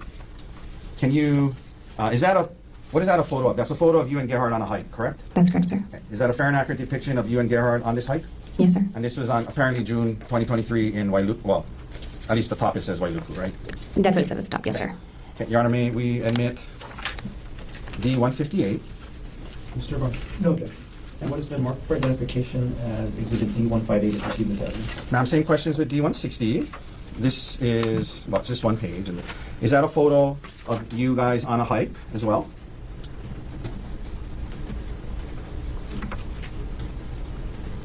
Yes, sir, it is. Okay. May we admit D160? Mr. Barr, can I set date for that first? The date says, at least on the top, it says September 11, 2023, yes? Yes, it does. No objection. And then lastly, Then what has been marked for identification as exhibit D160 is received as evidence? thank you, Your Honor. Lastly, this is D154. Is that a fair and accurate depiction of a photo of you on a hike as well? Yes, sir, it is. All right, okay, thank you. May we admit D154, please? Mr. Barr, no objection. What has been marked for identification as exhibit D154 is also received as evidence? So again, before we publish these, it wasn't unusual for you guys to go on hikes. That's something you guys did together, right? That's correct, yes. Okay. Can we publish 158, please? Okay. And up on the screen there, can we blow that up a little, Mr. Dirks? Okay. That's you and Gerhard on a hike, yes? Yes, sir. Okay. Can we publish 160, please? Okay, another picture of the two of you on a hike, correct? I'm not sure that Gerhard is Oh, well, in you're- that photo. I'm in there. Okay. It's dark. Okay. Do you think maybe Gerhard took the photo? Okay. And then let's go to page 154. That's also a hike you would have done with Gerhard, yes? Yes, sir. All right. Okay, we can take those down.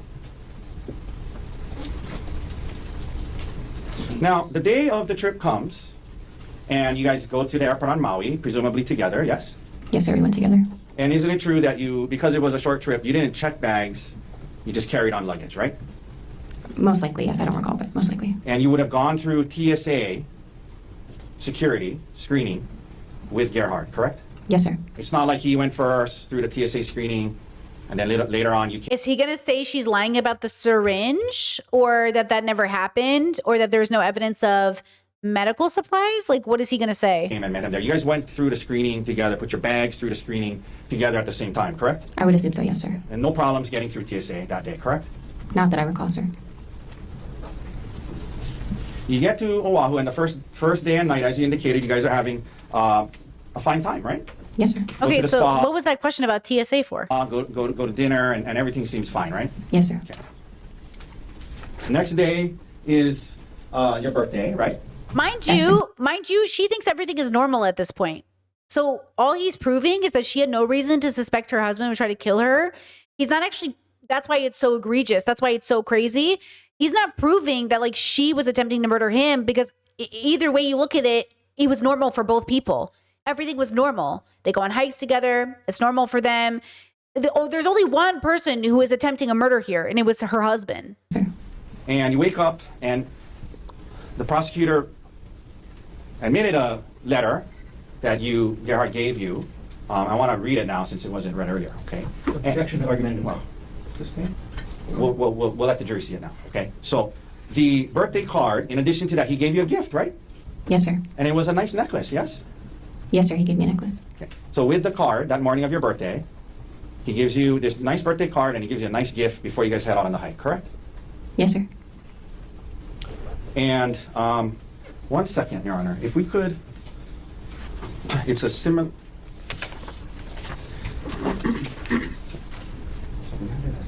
We have it as D127, but I think this is the one you did. Do you have a problem for I can't put it. Oh, no.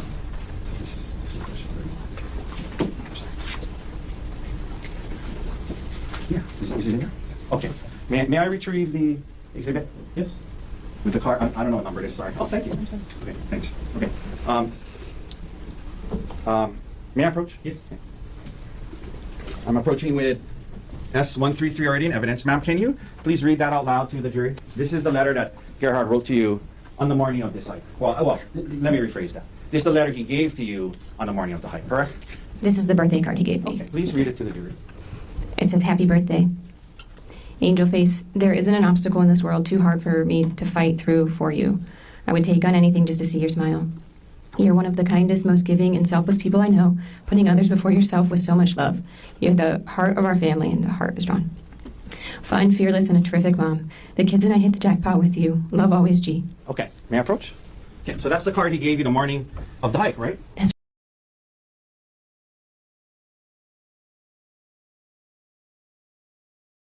You know, he says that, like, nothing is too big, we can get through anything, but text messages to a coworker about the most boring ass shit was too much for you? How will you ever get through the emoji she sent somebody? My God. A smiley face emoji? 2026? It's over. Like, what are you talking about? There's nothing we can get through. Get through what? You're not even going through anything. That's what I'm saying. What are you going through? great. Okay. Now, in addition to the card and the present he gave you, you were aware that he had made a reservation for dinner that night, the night of the hike, at a restaurant called Fett Restaurant. You knew that, yes? I knew we had dinner reservations. That was the extent of it. Okay. So you knew that the night you're supposed to go on a hike in a day, and you knew that he had made reservations for dinner somewhere that night, correct? Yes, sir. But you didn't know it was at Fett? Correct. Okay.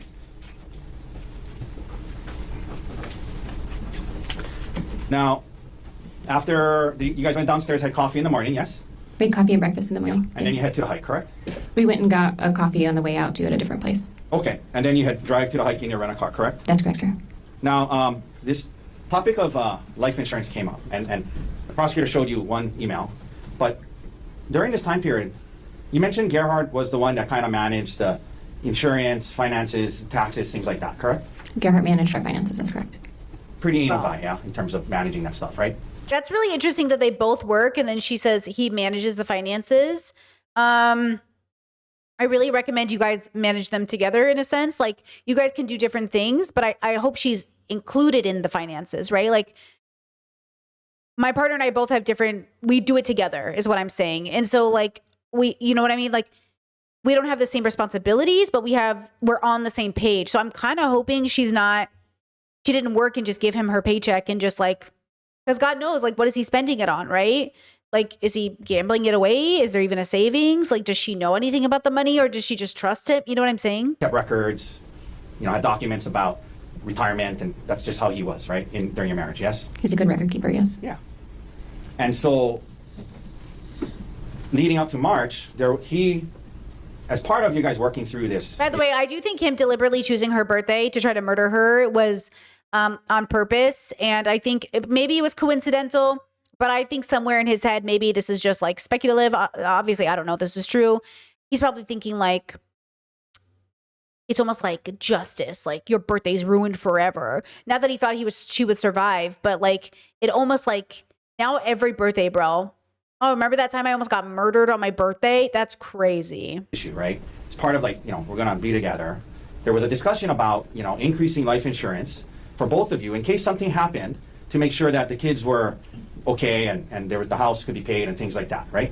That's correct, yes. And in fact, he suggested that he would. And I don't know if he tried to kill her exactly on her birthday, but they were on a trip for her birthday. So either way, it was about her birthday. Increase his life insurance to over $1 million, $1.5 million, correct? I don't remember the amount of his, but the rationale is correct. We looked at how much money we would need to keep our kids in our home, and based on our pay disparity, he would need a higher life insurance policy than I would need. Yeah, and so you remember telling the detective that yours was closer to 100 and his was closer to $1 million? Yes. Okay.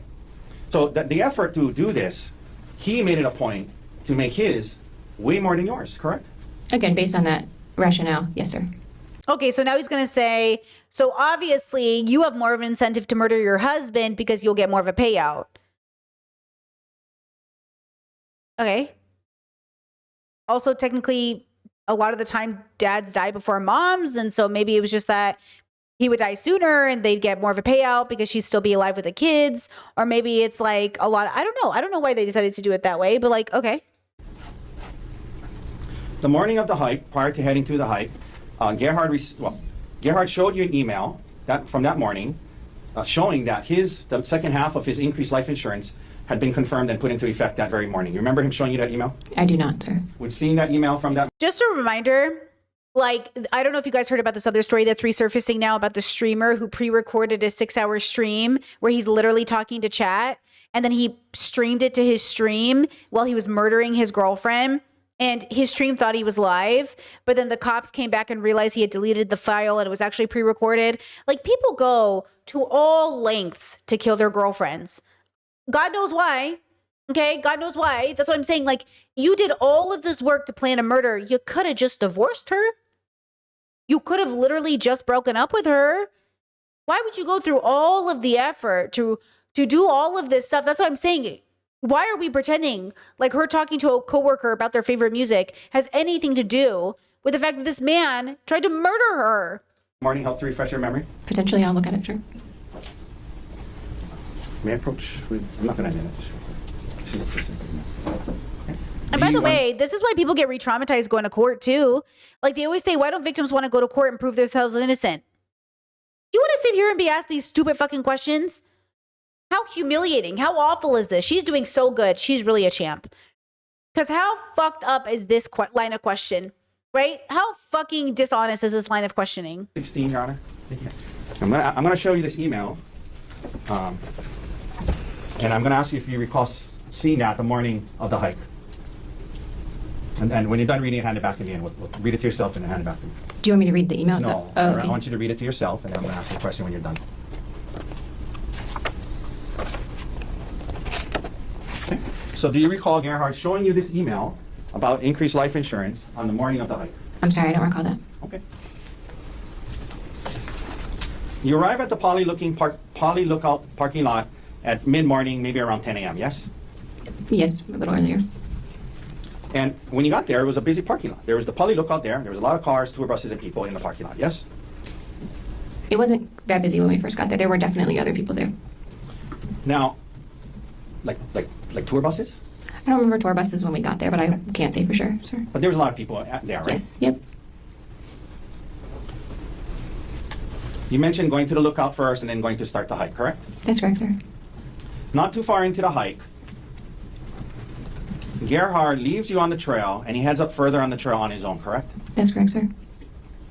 And you mentioned today that was because you weren't feeling good about the heights and the cliffs and the heights. You didn't feel good. You didn't want to go on, yes? Yes, sir.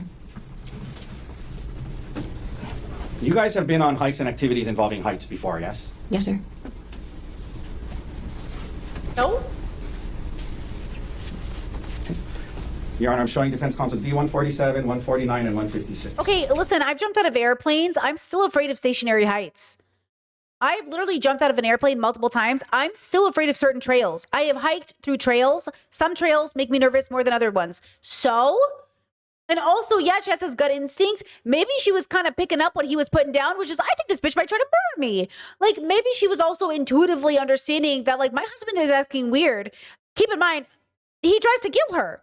So maybe she was also feeling like, unsafe. You know what I mean? Like, what is this line of questioning?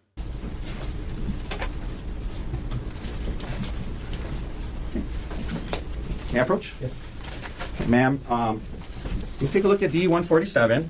That's a photo of you and a friend going ziplining, correct? That's correct. Is that Gianna? Yes, it is, sir. Is that a fair and accurate depiction of you and your best friend, Gianna? Yes, it is. Your Honor, move to admit D-147.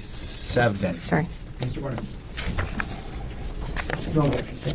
One mark for identification as Exhibit D-147 is received into evidence. I'll trade with you. Give me that one back, please. Sure, sir. D-149, is that a picture of you So he's like, oh, you've been ziplining, so you wouldn't be afraid of a mountain cliff? I'm sorry, does a mountain cliff also come with a zip line? You know, a zip line, you're kind of tied to something. There's some level of safety associated. It's kind of like when you go bungee jumping, there's usually a cord. What is this line of questioning? On a zip line. Yes, sir, it is. Is that a fair and accurate depiction of you on a zip line? Yes, sir. Your Honor, move to admit D-149. Mr. Gardner. No objection. Lastly, What has been marked for identification as Exhibit D-149 is received into evidence. And lastly, D-156. Ma'am, is that a photo of you on a hike? Yes, sir, it is. Move to admit D-156. Okay, sometimes I get anxiety going to the mall. Do you want to bring up all the other times I've been to a mall? Just because you've done something a million times, why do men think this? This is a thought men have. Like, well, you've put out so many times before. Why don't you want to do it now? You've done this before. Why don't you want to do it now? What do you mean? Because now is different than then. Things change. Mr. Gardner. No objection. What has been marked for identification as D-156 is received into evidence. Let's start, please, with publishing D-147. We were just talking about that day not feeling good about the heights and whatnot. This is a picture of you and Gianna going ziplining, yes? Yes, sir. This is before this incident, correct? Yes, sir. Okay, let's go to D-149, please. That's a picture of you on the zip line, yes? Yes, sir. Okay. Let's go to No. 156. That's a picture of you on a hike from 2023, correct? Yes, it is. Fun fact, I'm pretty nervous over some ideas that I've done before. Like, I always wonder, like, man, why does that scare me now? Sometimes you get older. Sometimes you have intuition. Sometimes it's like, oh, I've walked down an empty street 1,000 times in my life, but I don't know what it is about this empty street. I don't think so. I mean, you ever stay at an Airbnb and you're like, ooh, something feels off about this Airbnb. I don't know what it is. You know what I'm saying? This line of questioning is so gross. Sir. Okay. So we're willing to stand there and take a picture that day, correct? Yes, I was. All right, you can take that down. So on this day, you're saying not feeling good about the heights, and that's what caused Gerhard to go off on his own because you were going to stay back, correct? That's why I stopped hiking. Yes, sir. But you do acknowledge that he left you on this trail not very far in from the parking lot, correct? Yes, sir.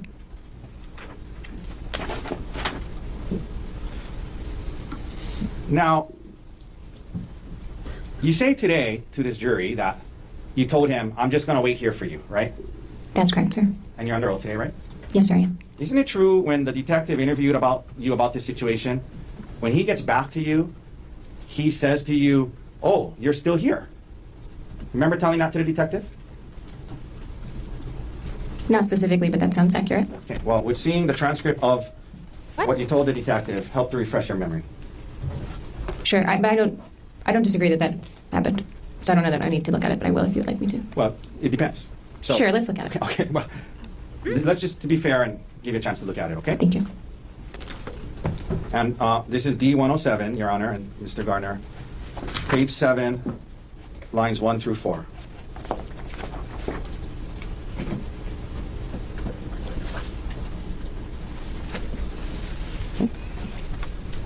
If you can just read, sorry, line 1. Read it to yourself, not out loud. Sure. Read it till line 4, and let me know when you're done.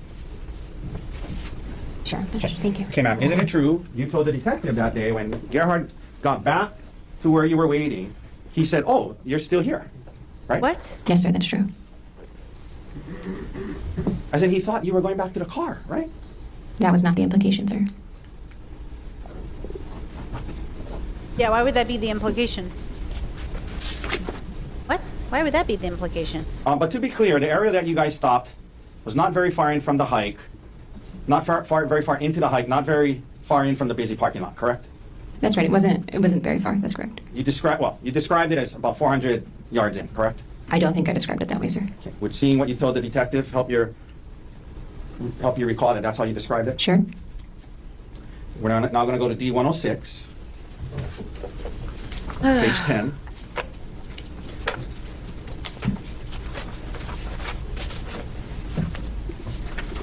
One second. I apologize. Didn't you describe it as about a quarter mile in? That sounds more accurate.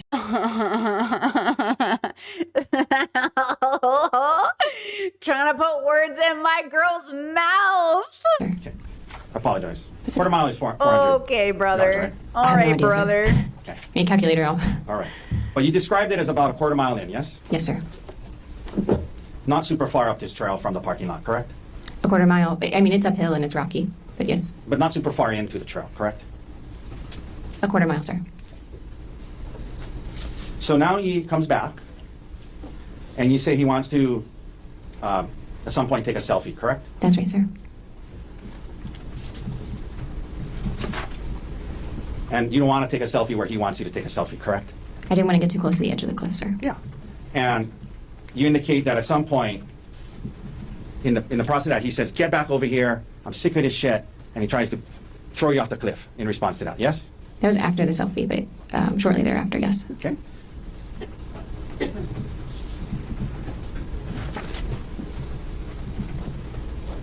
And you indicated that when he initially, according to your version of events, when he initially grabs you, Objection, argumentative.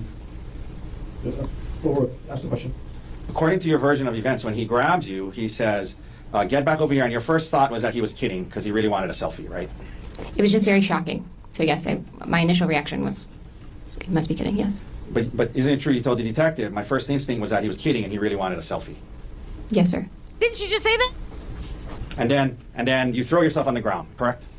There's a little, we're like wrestling. So he grabs me. I realize he's not kidding because he's forcefully moving me towards the edge. We wrestle and I throw myself on the ground. Yes, sir. Okay. And when you did that, you were about 10 feet away from the cliff, correct?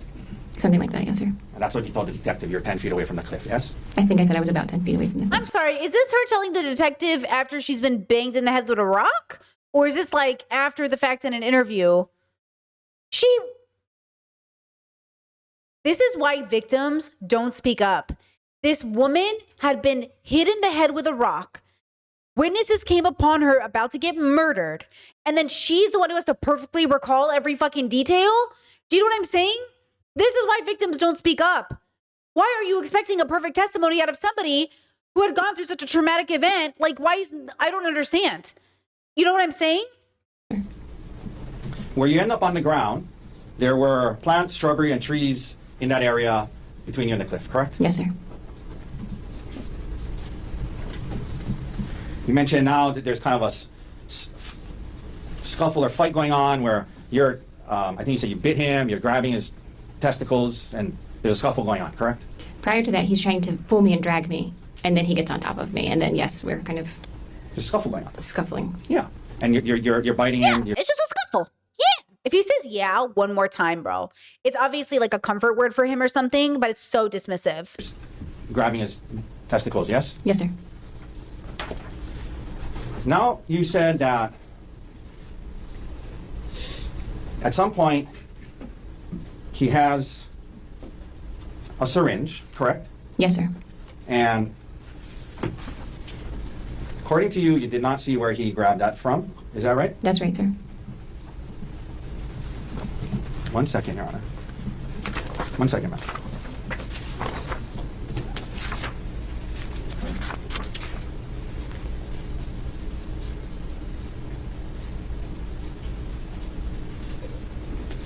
And according to you, he's holding this syringe, and according to you, you flicked it out of his hand, right? Yes, I swatted his hand and caused him to drop the syringe. Yes, Okay. sir. You mentioned that at some point, according to you, you see him holding a vial, correct? Yes, sir. And your belief was he was trying to load the syringe with the vial when he was wrestling with you, correct? No, sir. The first syringe he produced. 1 second. Sure.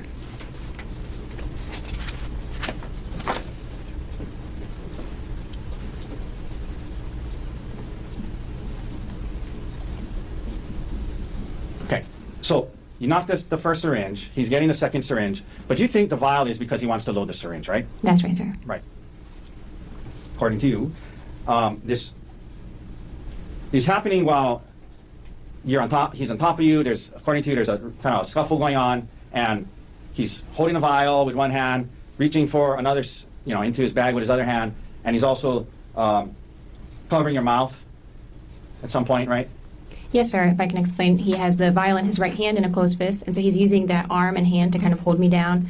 And then when I'm trying to talk to him too, and when I start screaming, he gives up his search for the syringe with his left hand and will hold his hand over my mouth while I scream and then resume looking in his bag. So holding the syringe in one hand, No, sir. That's a vial in his hand. I'm holding the vial with one hand, holding you down with that same hand, according to you, reaching for another thing, then covering your mouth. That's what's going on, according to you, yes? When he's sitting on top of me, so his weight is on me. God, this guy can't listen to save his fucking life. This guy has to learn how to listen. Also, if he's trying to insinuate this is silly and hard, as a person who takes care of a cat and has to give her medication and she takes an inhaler, let me just tell you, it is an ordeal. It is an ordeal to get this cat to take her asthma medication because this girl can't breathe. So just for the record, okay, it is very hard to administer, medication when it's not a life and death situation, let alone when he's wrestling his wife in order to murder her. So the man's going to be sloppy. You know what I'm saying? So he's trying to do this thing where he's like, so you think he was wrestling you, but he was also using a syringe? Like, he's trying to make us doubt that he would have chosen this method. Oh, I'm sorry. Did we expect the husband to be a better murderer?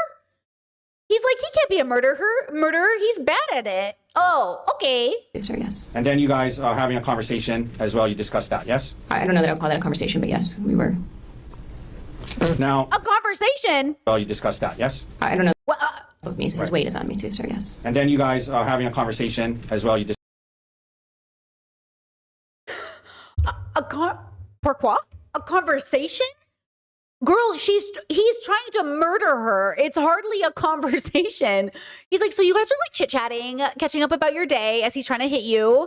So like, he's like literally trying to take your life, but you guys are like chit-chatting. Like, he's so annoying. He is absolutely trying to downplay it. He is trying to make it sound like it is casual. So your husband just like casually fighting you on a cliff. You are literally fighting for your life casually. discussed that, yes? I don't know that I'll call that a conversation, but yes, we were. Now,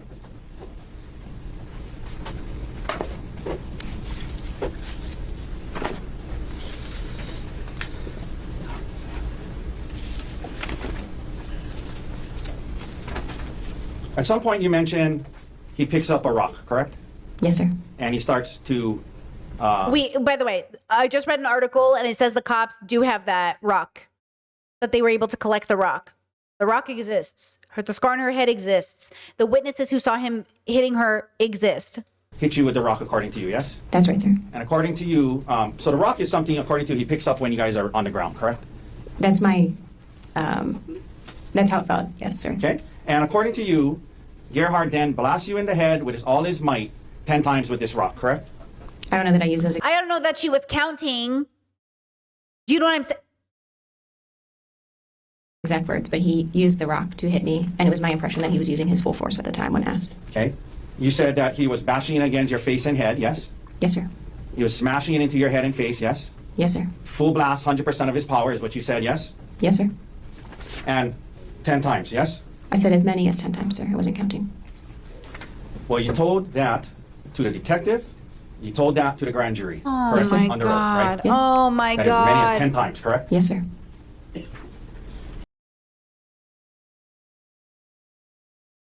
I'm so angry for her. Do you see how evil the world is? This is the most evil of the world. The world is such an evil place that you are making this woman recall perfectly how many times her husband bashed her in the head with a rock attempting to murder her. Ma'am, I believe you said 10 times, but now you're saying it's 6 times. You might be a lying bitch. What an evil fucking person. What an evil fucking world we exist in. Your head, forehead, and eye is what you said, yes? That's right, sir. To your knowledge, you did not lose consciousness, correct? To my knowledge, I did not lose consciousness, correct? You were taken to Queens and examinations and tests were done on you, yes? Yes, sir. In particular, a CAT scan, correct? Yes, sir. You did not have any skull fractures, correct? That's correct. No skull fracture. You had no facial fractures, correct? That's correct. No fracture on my face. You were discharged the next day, correct? Yes, sir.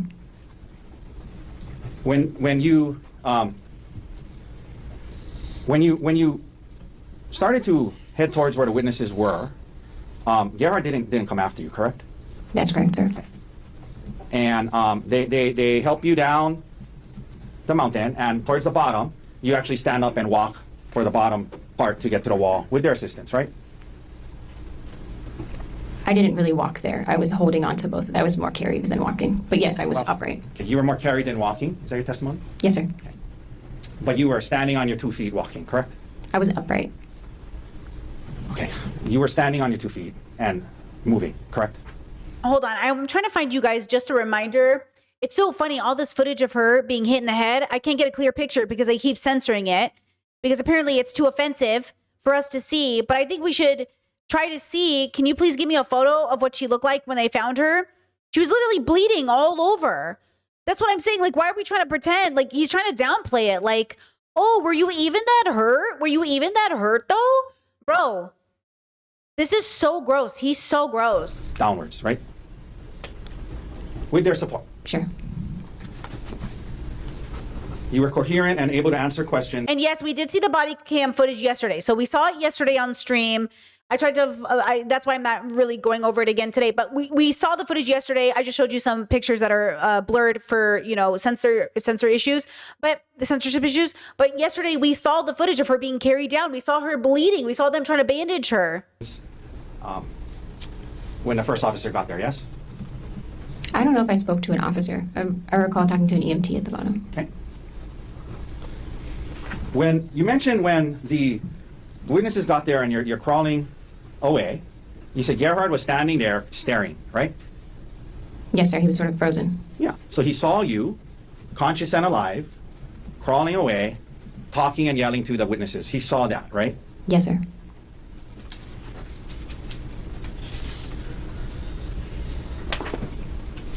Hold on, let me just show it in case somebody is like, oh, I didn't want to watch the whole thing. So this is the cop.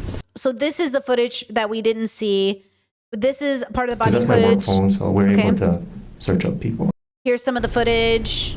See, you can see her head is bashed in. Okay, she's coming down. She's being carried down. They're helping her. Okay. Okay, they're helping her. Look at her. Okay, look at it. Okay? Yeah, he's definitely innocent, bro. Come on now. Come on now. What are we talking about here? Okay, just so we can make sure. Thank you. Okay. You go back to Maui. 3 days later, you say that this work bag of his gets turned into the police, correct? The evidence specialist picked it up on that Friday. Okay.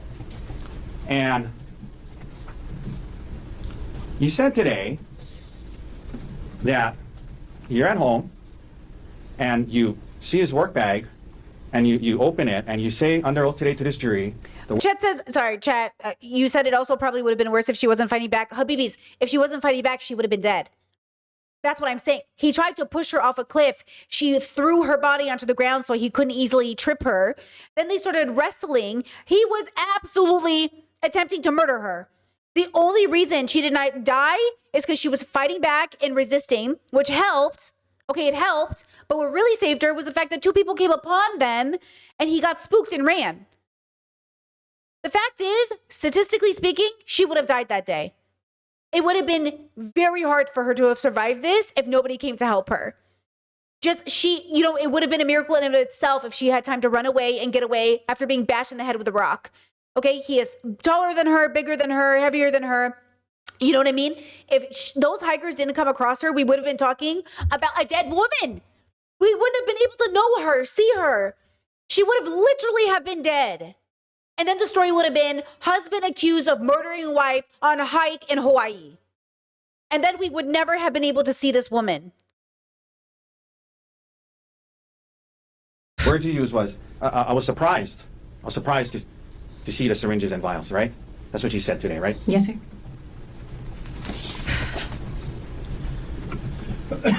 You were aware that work bag was something he kept with him at home and would take to and from the hospital every day. You were aware of that before this incident, correct? Yes, sir. Okay. And in fact, you were aware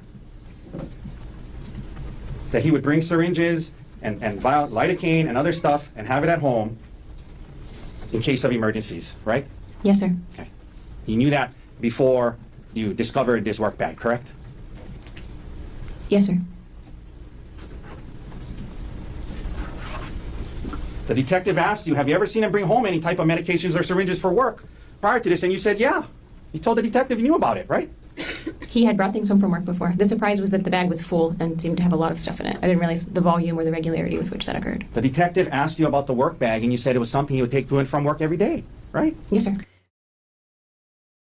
And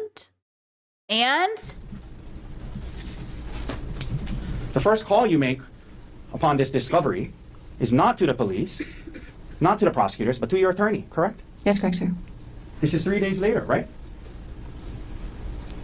The 27th of March, 2025, correct? That's correct, on a Thursday. By then you had an attorney, yes? Yes, sir.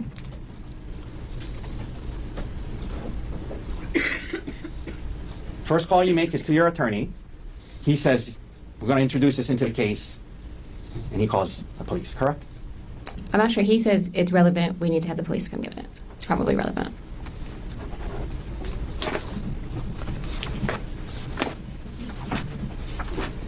yeah, and why did he have it on the hike?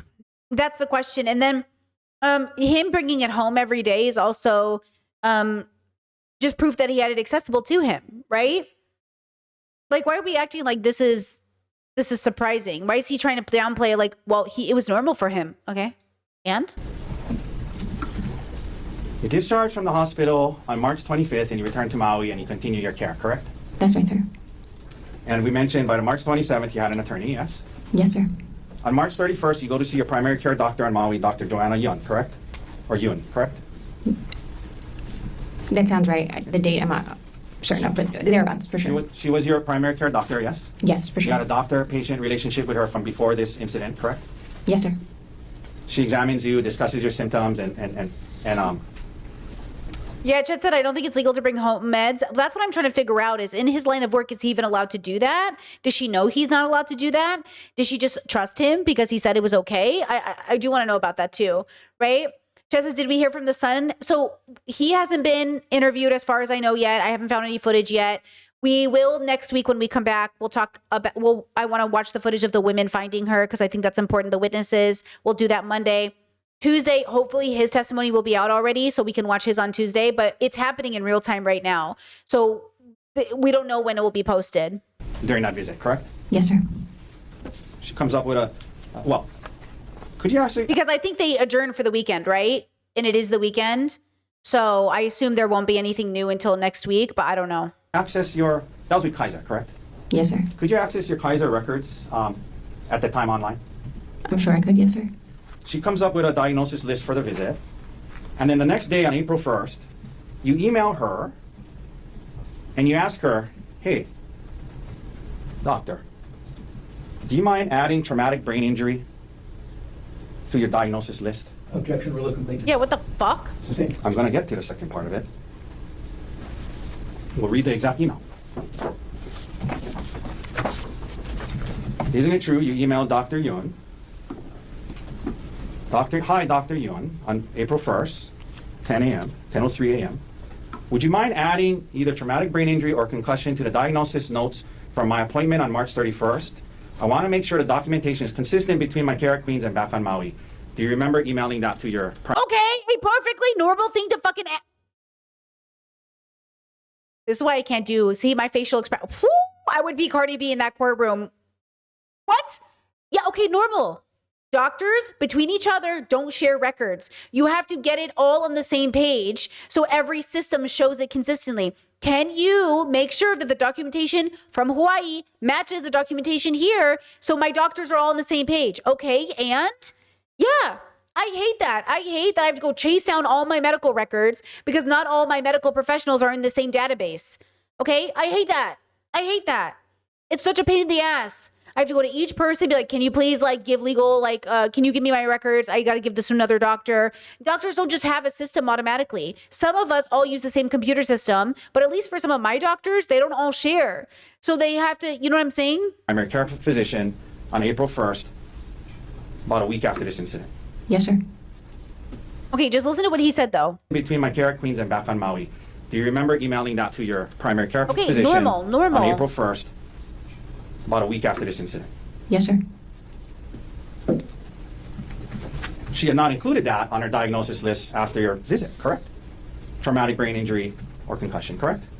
Correct. That's the I'm purpose sorry, of the... I apologize. She had not added traumatic brain injury to her diagnosis list, correct? For her notes for the 31st, that's correct. You had an attorney by March 27th, correct? Yes, sir. April 1st, you emailing your doctor saying, can you please add traumatic brain injury to my diagnosis, correct? Correction, rule of completeness. It's a process. It's the same. Partially, what you emailed your doctor was, can you add traumatic brain injury to my diagnosis? Yes? It's the same. Okay, I'll read the whole email then. You said to your doctor, would you mind adding either traumatic brain injury or concussion to the diagnosis note from my appointment on March 31st? I want to make sure the document Don't be sassy with me. Listen to him getting like loud and angry as if he's not stupid. Don't get mad at us. is consistent between my care queens and back here in Maui. That's what you told her, right? That's what you emailed her, right? Yes, sir.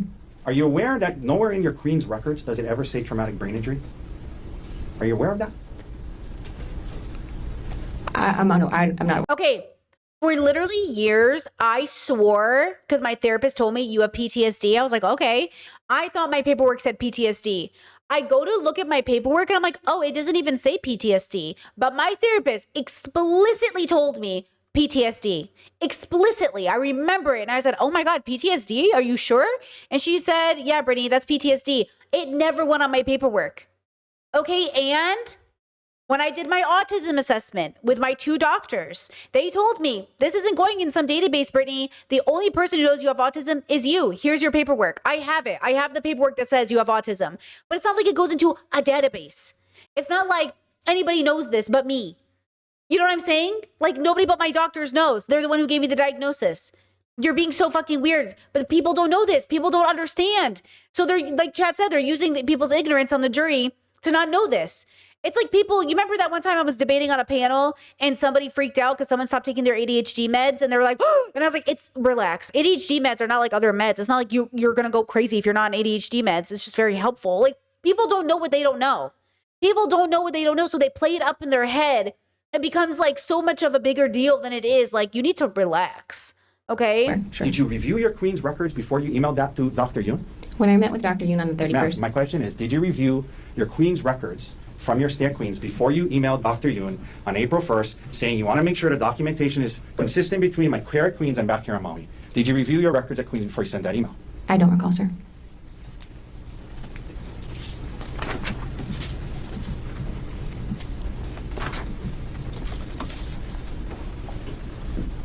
Ma'am, following the incident, prior to the incident, you and Gerhard had joint bank accounts together, correct? Yes, sir. Joint meaning they belong to both of you, yes? Yes, sir. For example, you had a joint saving account with Gerhard with Capital One, yes? Yes, sir. And you admit that back then Gerhard made more money than you, correct? Yes, sir. More of the money in the joint account was from his earnings than yours, yes? Yes, sir. In other words, he put more money into that account than you did, correct? Yes, sir. On March 27th, 3 days after the incident, you went on, I'm assuming, let me ask it this way. You opened up an individual checking account only in your name, without Gerhard being on that, and you moved $123,515.38 from the joint account that belonged to both of you, and you moved that money into your individual account, correct? I moved a large amount of money. The exact dollars I'm not sure of, but it is in that ballpark, sir. In the ballpark of 120, 130 grand, right? For sure, yes, sir. And you didn't ask Gerhard's permission to do that, did you? That's correct, I did not. Now, you didn't take half of it and leave half of it for him, did you? No, sir. Okay. Is that something you did online, Yes, sir. in front of a computer, Yes, sir. logged on, Yes, sir. created your own new account? I made a new bank account, yes, sir. Online, right? Yes, sir. Okay. 3 days after the incident, correct? Yes, sir. Did that by yourself, What is his fucking point? What is his point? right? Yes, sir. On March 27th, when you did move that money, you had not yet filed for divorce, is that right? That's correct. You were planning to do so. He tried to murder her. I think the focus right now is making sure her bank accounts don't get frozen because court cases, fun fact, in some court case situations, your funds can get frozen. So she's just making sure she has money for her and her kids after her husband tried to murder her. Correct? Yes, sir. And you were aware, weren't you, when you did this, move the money, that once you filed for divorce, there would be a automatic restraining order that prevented you from moving money like that. Yes! Yes! We are literally taught this in abuse help centers. Yes. Because Because the court system sucks. They literally keep victims from being able to supply money to themselves. Yeah, we know, stupid. We know. Feminists have been talking about this forever, that because of patriarchy and nobody considers the victims, they will freeze our income and we won't be able to save ourselves or feed ourselves or help our kids. Yeah, we know. You think she's trying to hide the money when she has 2 little kids at home she has to feed? I'm going to slap these people. They're so fucking stupid. Nobody ever thinks about the reality of a victim's life. They're so stupid. What are we supposed to do? Keep our lives on hold? Who's going to feed our kids? I was not aware of that at this time. Okay, well, I'm aware of it and it's bullshit. So you moved the money without his permission. And by the way, this is why I understand Chelsea Fagan and other women think you should have separate bank accounts from your husbands. I do get it. I do 100% get it, girls. Okay, I get it. I get it. I get it. I get it. I get it. Right? Because of situations like this. And that's why I'm saying I don't think the problem is like this thank good. This is the problem. Like that's a different conversation, but this is why. And I get it. Okay. Before filing for divorce, and you talked to your attorney about that as well, correct? I talked to my attorney about whether or not I was allowed to move money from a joint bank account. Okay. Yes, sir. Now, and he told you you can so long as you don't file for divorce yet, right? He did not say that, sir. Yeah, don't assume. Later on, when you were asked about this, you indicated to the prosecutors that you did it because, in part, there was a need to pay back your parents $85,000 from a loan that they had given you and Gerhard, correct? That's what you told the prosecutors. That partly why you moved that money, partially, was because you wanted to, there was a loan your parents had given you and Gerhard for $85,000, and Why? Don't they make a lot of money? Wait. loan your parents had given you and Why would she need a loan from her parents if they both make good money? Maybe he's bad with money after all. Wasn't he the loan wizard? Wasn't he the money wizard? Wasn't he supposed to be really good with money? He makes a lot of money. They make a lot of money. There's no way they are not upper middle class. They got to be making at least $300,000 a year. What does he need a loan for? Gerhard for $85,000, and She's at the time, I believe she was 36 and he was 46. For those asking how old the husband is, I believe he's 46 or was. you wanted to pay them back with the money you moved, yes? Yes, sir. Okay. And your parents were not in a Well, because imagine, like, everything is happening. Her parents are now out all of that money. Like, look at her thinking about others. rush to get paid, correct? You guys had been paying them off slowly, correct? Prior to this, we had been paying them off slowly. That's correct, sir. And in fact, isn't it true that Because, you know why? Because women are trained to take care of the community even when they're suffering. I'm going to assume better of her and assume that she was like, oh my God, my parents need their money. They're not going to get it back. What if we lose all this money in the courts? My poor parents are going to be left out of money. Like, she's probably thinking about her parents. later on when you filed for divorce and you and your divorce attorney tried to get access to Gerhard's retirement accounts, one of the things that was stated in that proceeding was that you had been making ends meet by seeking the financial support of your family, meaning your parents. You remember asserting that? So they are bad with money. So Gerald was bad with money. Because didn't they say he was the one who was good with money? Girl, he is financially abusing you. That's what I'm saying. Is this man a gambler? Does this man have debts? Why the fuck are you in debt? Because I know you make money. I listen to enough finance shows. I know your jobs. You make money, girl. So now I need to know where he's putting that money. Where is he spending that money that they don't have money? To the family court in your divorce case. Yes, sir. I remember that. Okay. So in the family court divorce case, you're indicating that your parents are helping you get by financially, but in response to this money, this thing about moving the money, you said that you need to pay them back the 85 grand right away, correct? At the time when I paid them back, I did not know that they were going to be in a financial position to help me in the way they are now. Did they say to you when you told them, hey, here's the 85 grand, did they say to you, hold on to it, use it, you're going to need help? No, sir. And by the way, this online banking that you did on the 27th of March, online, created your new account, moved the money. Do they do drug tests and stuff like that? Like, do we know if he's on drugs or something? Because I am interested, like, what he's previously married and divorced. This is his second marriage. He's 10 years older than her. And he hit her in the head with a rock after trying to push her off a cliff. So I don't want to hear any doubts about this woman's story. Okay? I don't give a fuck. This man hit her in the head with a rock trying to kill her. There were 2 witnesses. On the 27th of March, I guess that was 4 days before you asked your primary care doctor to add traumatic brain injury to your diagnosis, correct? Objection, will completeness. Sustained. At the time you moved the money, on March 27th. That was 4 days before. Sat down at a computer, logged onto it, opened up your online banking, created a new account, moved the money from the joint to that one, new one. That was 4 days before. So he's trying to paint it that she tried to kill him, because that's what he's claiming, self-defense, okay? She tried to kill him. She was having this great affair with Jeff, in which there was no indication of anything happening, by the way. No indication, okay? Like, no real indication. I mean, you would have to play with your imagination so hard, okay? Then they're saying she took the money out and she was paying her parents back and she was hiding things, and then she went to go kill her husband. You know what I'm saying? Like, this is insane. You emailed your primary care doctor asking her to add traumatic brain injury and concussion to your diagnosis list, correct? I'm not sure of the exact date of the bank account, but yes, in general, that's correct. You eventually do get a divorce attorney named Brianne Wong Leong, yes? That's correct, sir. And you guys do file a complaint for divorce, correct? That's correct, sir. And you indicate on the complaint that you should get full custody of the kids, correct? Obviously. Yes, sir. Oh, people in the comment sections were upset that she wanted full custody of the kids. I'm not even messing. Literally in the comment sections, people are like, why would she need full custody of the kids? Why don't fathers get to see their kids? He tried to murder her.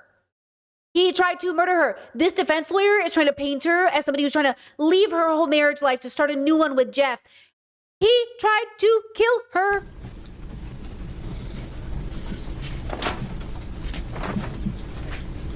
Emil, his son, your stepson, continues to live with you to this day, yes? That's correct, sir. Wow. Because he's arrested, apparently. And so just take that as a note, that the son is living with her. So if she was trying to kill his dad, you know what I'm saying? If the kid is saying, hey, my dad called me and said he tried to kill you, why are we even having this conversation? Why are we even having this conversation? While the case was pending, And I'm saying that hyperbolically. I know we have to court of justice and court of law and all that stuff. I get it. But also, Jesus Christ, this is why it's so exhausting for victims. I get it. We have to do this, but Jesus Christ.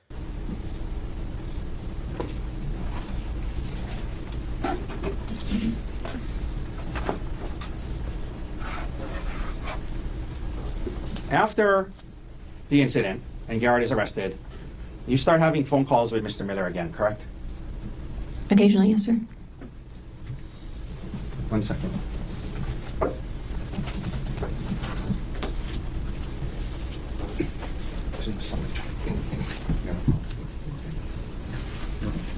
Your Honor, at this time, we'd like to admit D-184. It's a summary chart from the phone records of Ms. Koenig in this case, D-184. I believe the prosecutor had a chance to examine it for accuracy. Mr. Gordon, with respect to the proffer. No objection. It has been marked for identification as Exhibit D-184 is received into evidence. May I approach? Yes. I'm approaching you with what's called D-184. I'll represent to you that from your phone records in this case, a summary chart was made that summarizes what was Pause. This is after he tried to kill her, right? So, in your phone records. And if you could please turn to what is the third page. Let me know when you're there. It starts on September 5th, 2024 at the top. See that? Yes, sir. Okay. If you go down to March 29th, 2025, which is 5 days after the incident, okay. it looks like Mr. Miller tried to call you 3 times, correct? Please give me a second to look at this. Do you think it's maybe his coworker was almost killed and the woman he was friends with was almost killed and he was, I don't know, like concerned? I don't know. Do you think maybe he was like, I don't know, worried? Do you think that maybe, I don't know, it's kind of fucking traumatizing hearing that somebody you know was almost killed by their husband? Oh no, he called her out of concern? The monster. What a fucking monster. Sarcasm, sarcasm.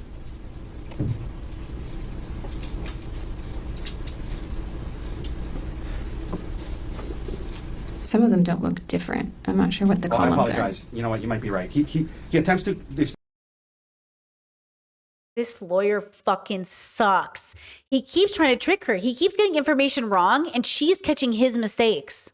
are. Some of them don't look different. I'm not sure what the Oh, I columns are. apologize. You know what? You might be right. He Ugh. attempts to. It's repetitive, but he tries to call Fire you him. on the March 29th, 2025. Yes. Actually, don't fire him. That's correct. March And 29th. and yes. then at 23:51, it looks like the two of you have a 13-minute phone call. Yes. at least according to the phone records, right? Just a second, please. Number, if you go to the left-hand marking, number 620. Yes, sir. And that was with his personal cell phone, correct? I'm not sure which numbers, but how it's marked, that's how it seems. And then, again, on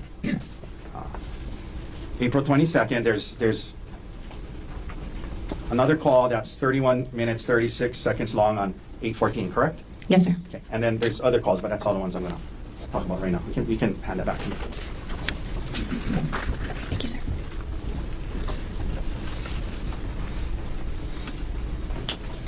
Now, Ms. Koenig, in a divorce case, you and your attorney are raising the allegations of attempted murder in this case to get the upper hand in that case, correct? Get the upper hand? The criminal Let me case. rephrase. Thank you. Do you recall, last week, the day this trial started, you signed off on a document that was submitted to family court called a motion to set. Do you remember that? Yes, sir. I remember signing the motion to And set. in that motion, well, you signed it and adopted it as true. Remember Yes, that? sir. And that motion details the allegations in this case and then states that you should get full custody of the kids, correct? Yes, sir. That the father should not have any contact with the kids due to a finding of family violence, yes? Consistent with previous ruling, yes. That you should keep your retirement and get half of his, right? Yes, sir. That you should keep the house, right? Yes, sir.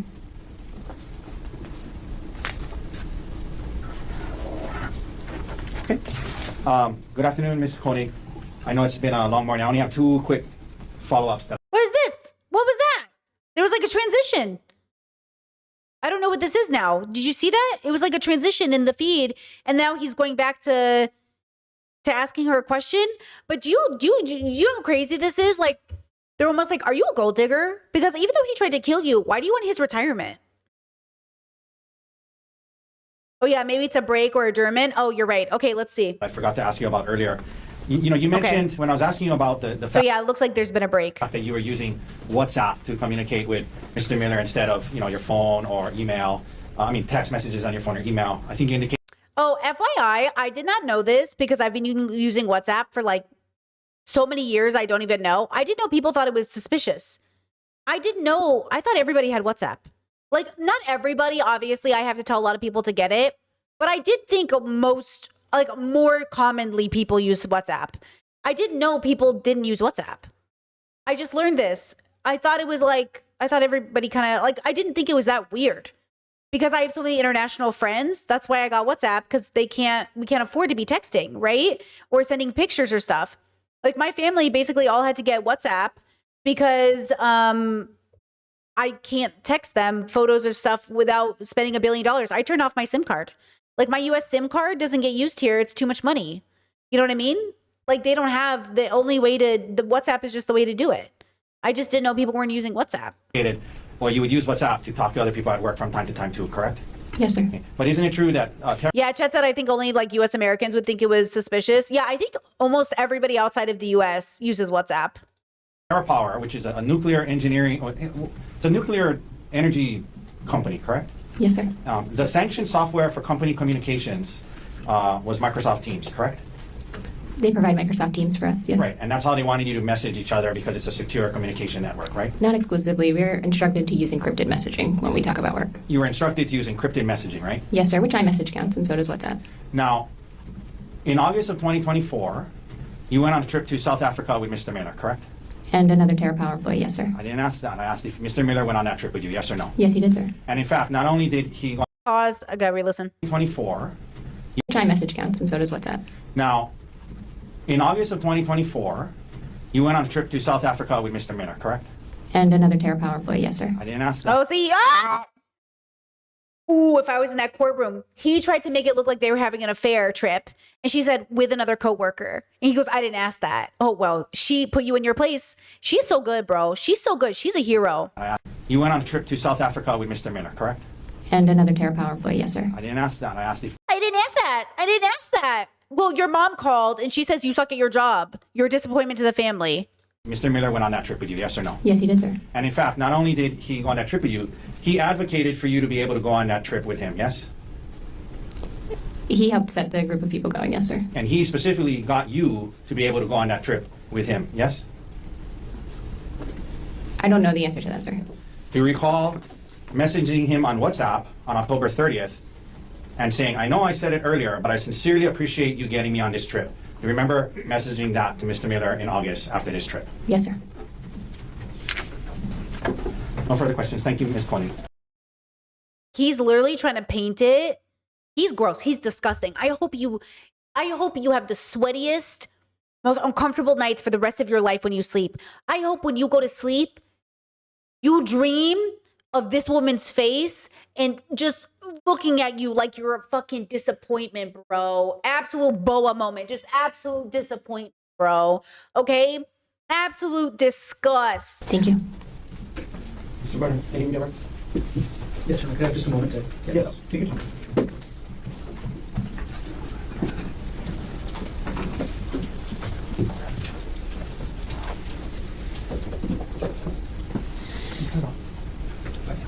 It's off.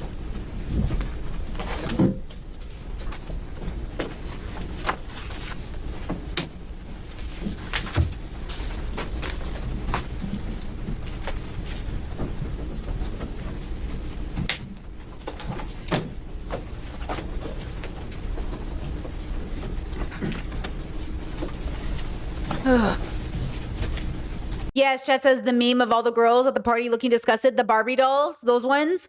Love that meme. And absolutely. Absolutely.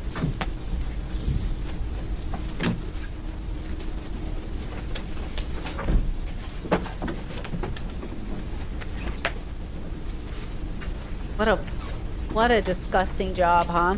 Talk about philosophical evil. How could you talk about justice in the world when you are berating this woman? You know what I'm saying? Look at this little fucker. Look at this guy. Look at this guy. That's her husband, for those who don't know. The man who tried to murder her. This is him.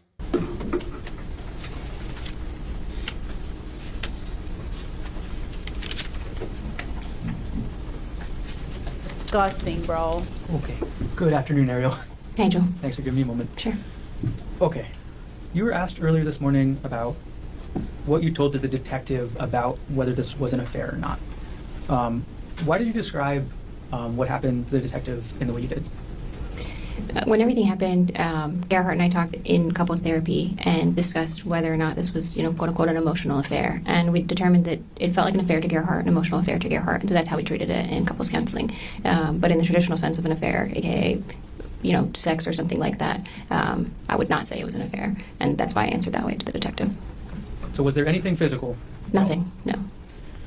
The text on December 9th, 2024 that Mr. Otake asked you about, was that the... Yeah, Chet said I didn't compute. He was there staring at her the whole time. Oh, he's staring daggers at her. She is so in the right. I hope it remains to give her peace and comfort through this trial, that she knows she's right, that she knows she's the victim, that he will not shake or move her resolve. I hope she feels, I'm sending her so many good vibes.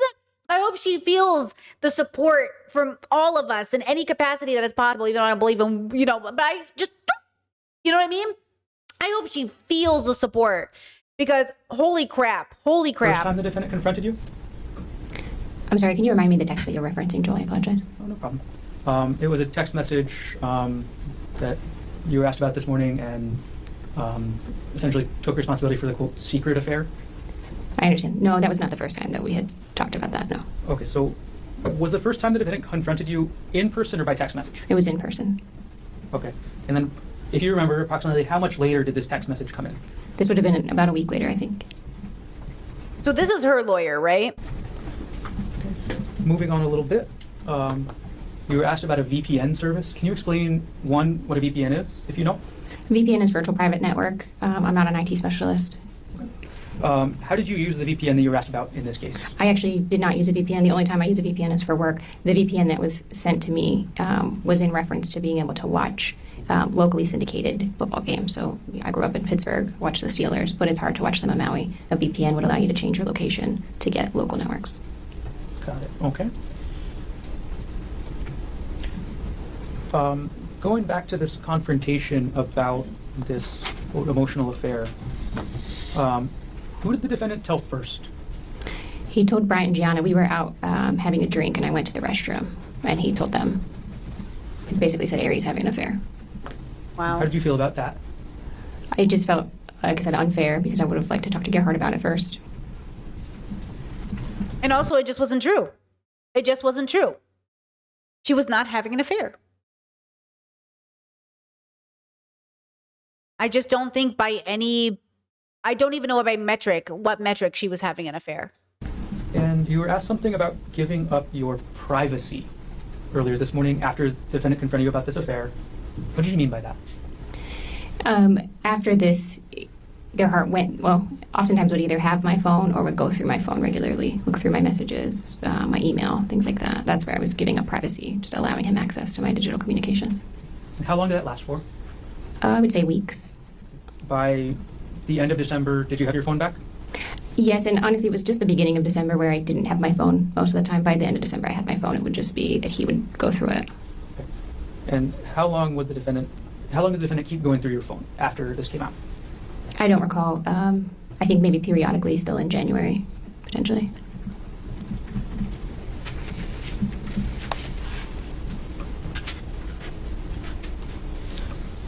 Okay. Ariel, you were also asked about a discussion you had with the defendant while on the Polypukik Trail I'm going to restart my question. You asked about a discussion you had with the defendant about the planning of the trip to Oahu for your birthday. How did the defendant react when you said, we don't need to go to Oahu now? Oh, he was just like, oh, well, we should go. It'll be fun. It'll be nice for it to just be the two of us. Just a couple more things to follow up on. You were asked this morning on cross-examination about, and you said something to the effect of wanting to keep the kids in the house. Could you explain that for us? Yes, just after everything happened, wanting to be able to provide the same life that they were having, right? You know, they already went through a traumatic situation, so just making sure that they could continue to live in that home. Literally, can you even imagine? Oh, hey, my dad tried to murder my mom. Anyway, I have to go to school on Friday. Like, God forbid this woman try to keep the standard of existence the same for her kids. You know what I mean? They probably have friends and networks and community that could be there to help them. I mean, Jesus, they all need therapy now. Like, they're all going to need help. I mean, her parents are going to need help. It's really traumatic. My son-in-law tried to kill my daughter. I need therapy. You know what I'm saying? For as long as possible. That's Okay. what I was referencing. And this is hypothetical with regards to the life insurance, right? I'm sorry, yes, this was the planning around life insurance and kind of the methodology that went into coming up with the life insurance amounts was making sure that should either of us not be earning money, we could still afford to keep the house that we have on Maui and keep our kids there. How important was it to you to keep your children at that house on Maui? Objection irrelevant. Beyond the scope. Oh, that's irrelevant. That's beyond the scope. That's irrelevant. That question is irrelevant. That one. None of the other ones you asked, but that one is irrelevant.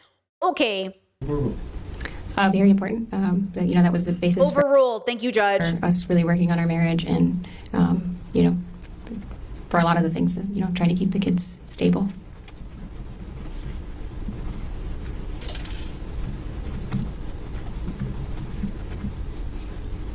Okay. Now, Ariel, you were asked about a comment. This time I'm asking the correct question. You were asked about a comment made on the trail where the defendant told you, oh, you're still here. And what was the context of that? Oh, yeah.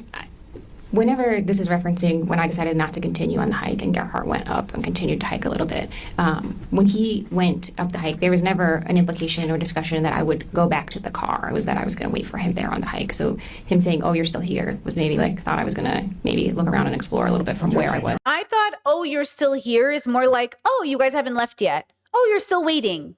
Usually when people say oh, you're still here, it means, oh, you haven't left yet, right? That's the only context that I usually mean it in, oh, you're still here. It's just a stupid small talk. It's just what people say. Oh, you're still here. It's just small talk. Honor calls for speculation. It's what she was thinking.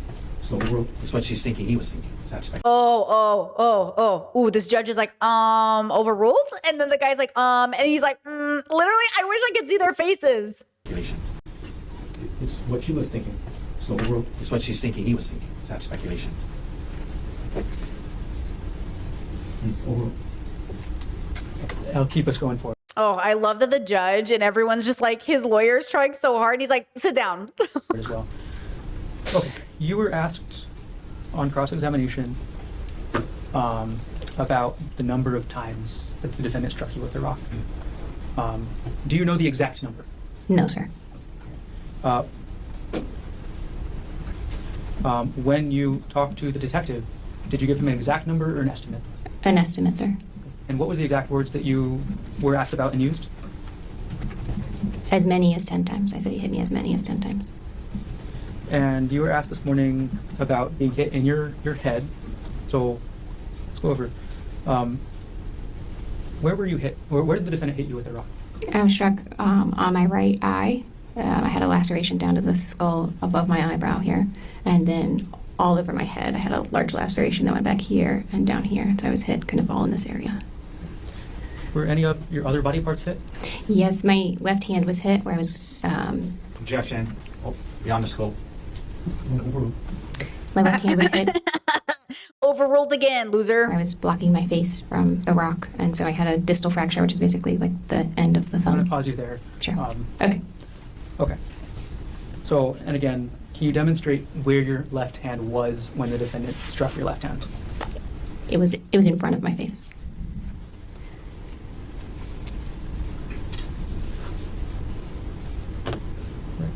Man, could you imagine if there was like a YouTube audience in this courtroom? We'd be like, loser. Like, we would just, it would be so hard not to be like, boo.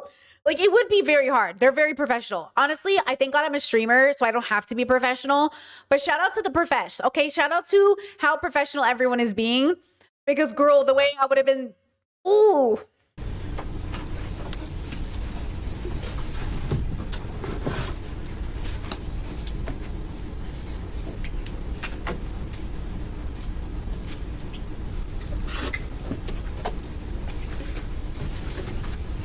Parallel approach. I'm going to show defense counsel what will be marked as state's exhibit number 88, previously provided. I'm going to ask to approach.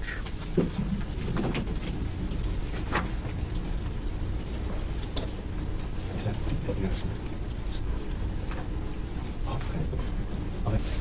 May I approach? Yes. Sorry, what number is that? State's 88. Okay, let's see. Ariel, I've just handed you what's going to be marked as state's exhibit 88. Why are we even having this conversation if she's the one with all the defense wounds? Is that what they're called? Like, she's the one with all the, is that what it's called? Like, this is a defense, is that what it's called? Where like she's blocking him, so she has damage from defending herself. He has nothing.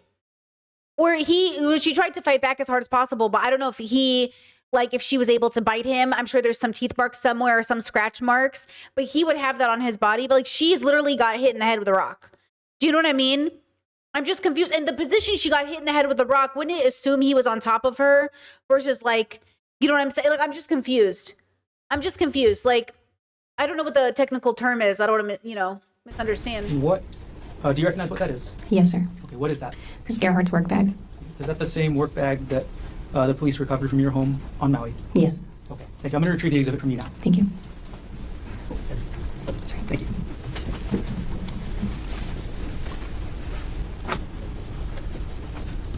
All right, my next section of questions has quite a few follow-ups, Ariel. The bank accounts. Okay, you were asked about withdrawing money from a bank account. Approximately how much money did you withdraw? It's about $123,000, I believe. And why did you withdraw that money? Withdrew it so that I could continue to pay bills to keep my kids in their house, as we talked about previously. And how did you withdraw that money, like the mechanics of how? As discussed before, I created a bank account online and moved the money. Okay. Did you log in through the defendant's account to do so? No, sir. Whose account did you log into to move that money? My account. And what type of account was it again, joint or separate? The account I logged into was a joint account. I moved it to a separate account. So isn't it her money? You know what I mean? I get it, but it's her money, right? She can move it. That's why she was able to do it. She also works. So she has a paycheck. So she earns money. You know what I mean? But it's their money. It's in a joint account. And Like, she can't, you know what I'm saying? Like, and it sounds like, I don't even know if she like cleaned out the account or if she just took a partial amount. You know what I mean? But it's like, you guys are married, you know? Yeah, Chad said according to his lawyer, he didn't have permission. She didn't have permission. The lawyer said that. She's like, he said, oh, you took the money out without his permission. What permission? What permission? What are you talking about? Like, you might say a moral or an ethical, but legal? It's her money, bro. What did you spend the money on? Spent the money on a mortgage. And also, I don't want somebody to be like, oh, so you think it's okay if he took the money out of the account without telling her?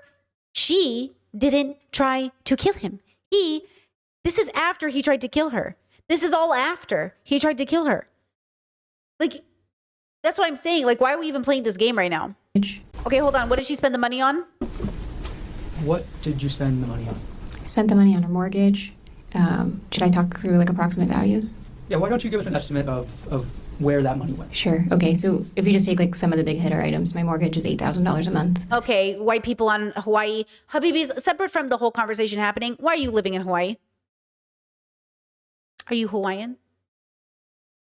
You're spending $8,000 on your mortgage? Girl, you are a colonizer. Like, what are you doing there? Like, okay, girl, listen, I'm going to have mighty shade for you. Okay?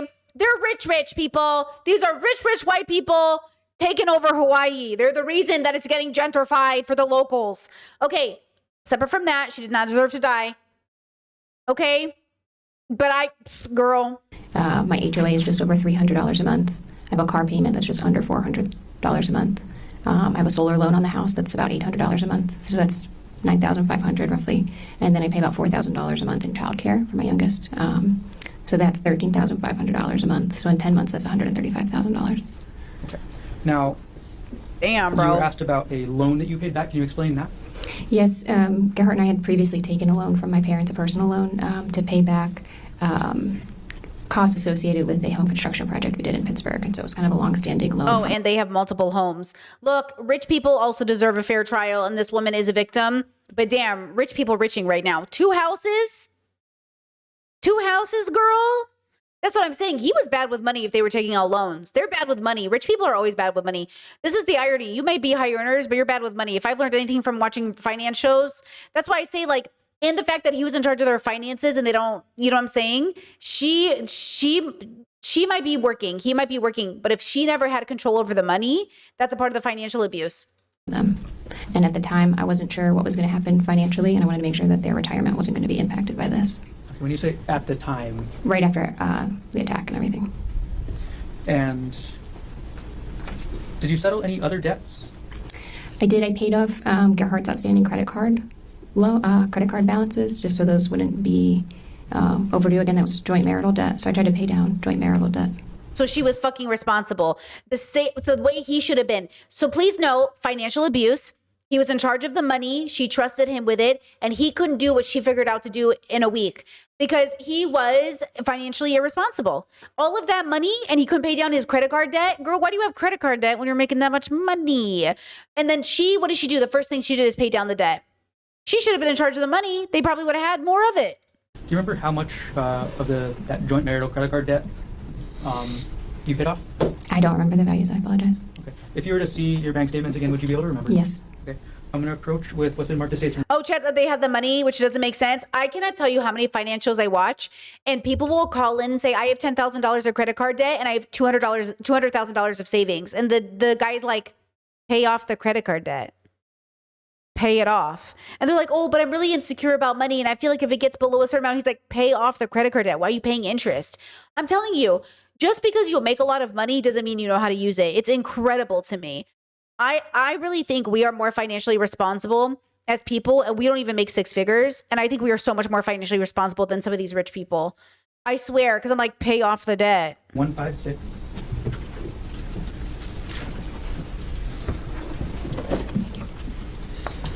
Okay, Errol, could you take a look through Exhibit 156 to refresh your memory on how much of the defendant's credit card debt you paid off?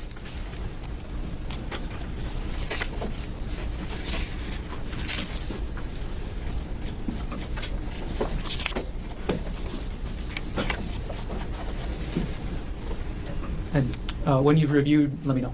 Sure.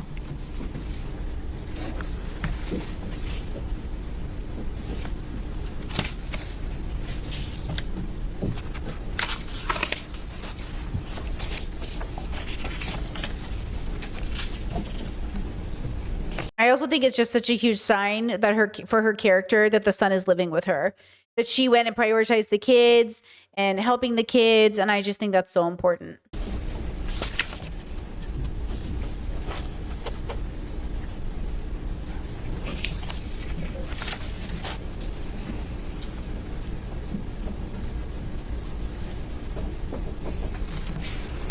Here's one for, I'm sorry. Have you reviewed the exhibit? Yes, Is I your have. memory refreshed?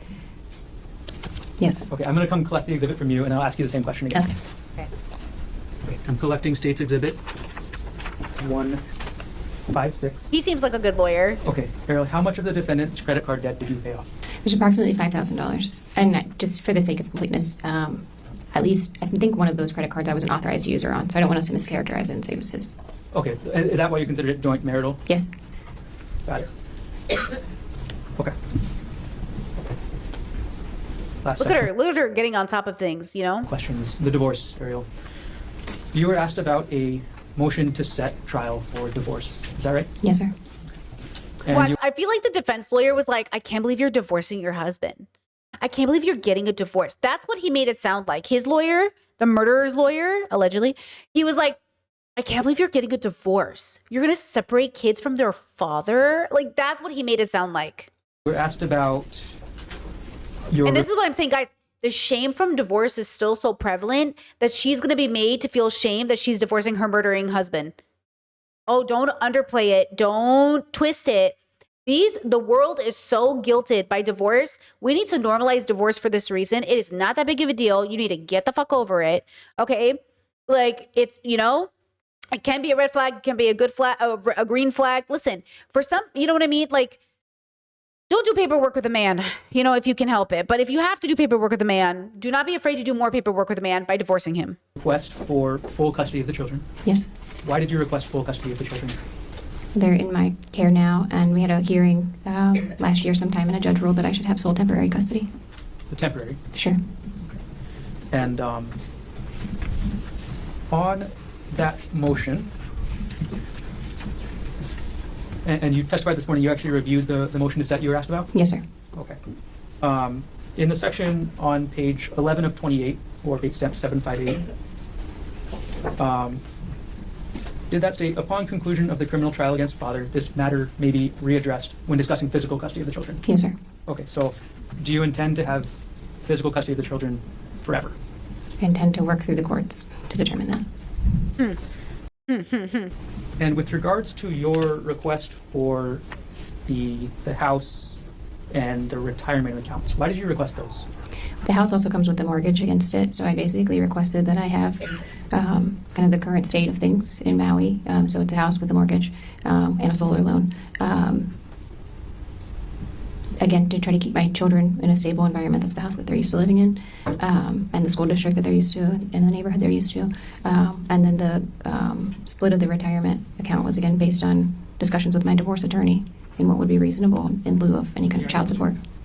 So obviously, for those who didn't catch it, they tried to paint her as an evil bitch who stole his kids away from her, right? And that's why she said, "Oh, I want to work with the courts as part of the process." Because what the evil lawyer wants her to say is, "I want to take his kids away from him. I want to take his kid. He doesn't deserve his kids." And then they'll paint her as vindictive instead of a mother who's protecting her kids against a murdering person, right? So just in case you guys didn't catch it, that's why that question was asked, even by her own lawyer, to make sure that they're saying she's just following the rules. She's just going through the courts. I thought we were just getting to hearsay, but that's fine. Okay.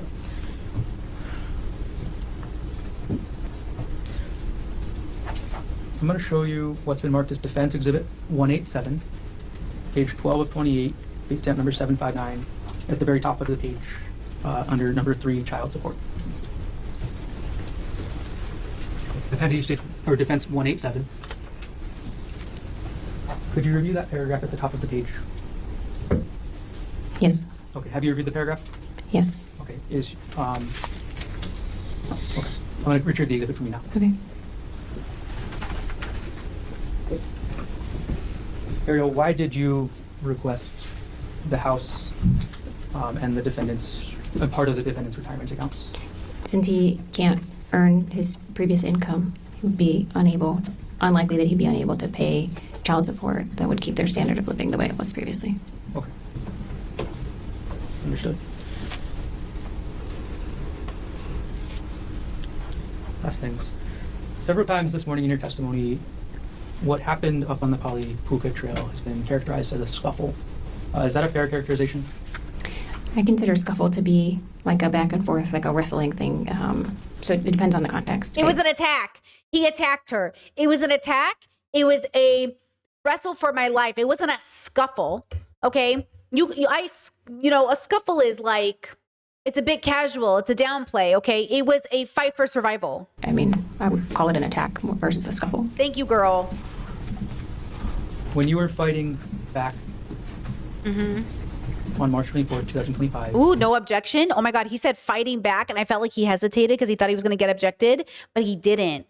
When you were fighting back, What were you fighting for? my life. My life and the ability to see my kids again. Amen. Thank you. No further questions. Amen.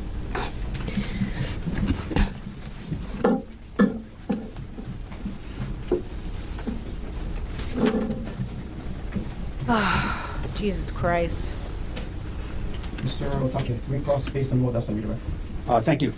You were being asked about the motion in the divorce case and why you were seeking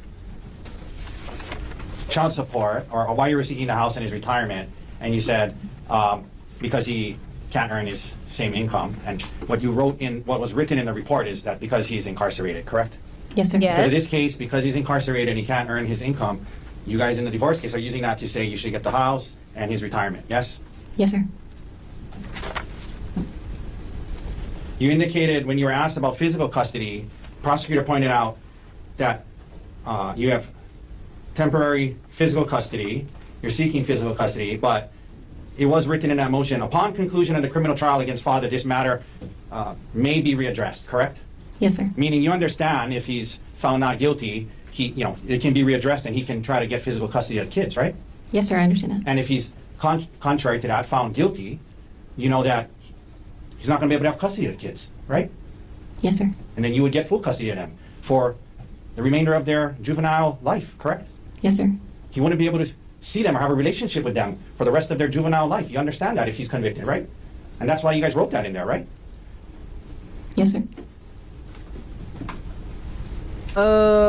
And see, the tonality he's using is like, it's so shameful. It's so judgmental. Why is he judging her? I mean, I get it. He's a defense lawyer, but like, okay, and do you know what I'm saying? He's just like, right? You're taking away his right to see his kids, right? And it's like, I feel like I'm watching a debate, bro. You know what I mean? Because of him being incarcerated. For attempted murder, incarcerated for attempted murder. You wouldn't be able to see them or you wouldn't be able to have custody of them till they're adults. Cumulative. Sustained.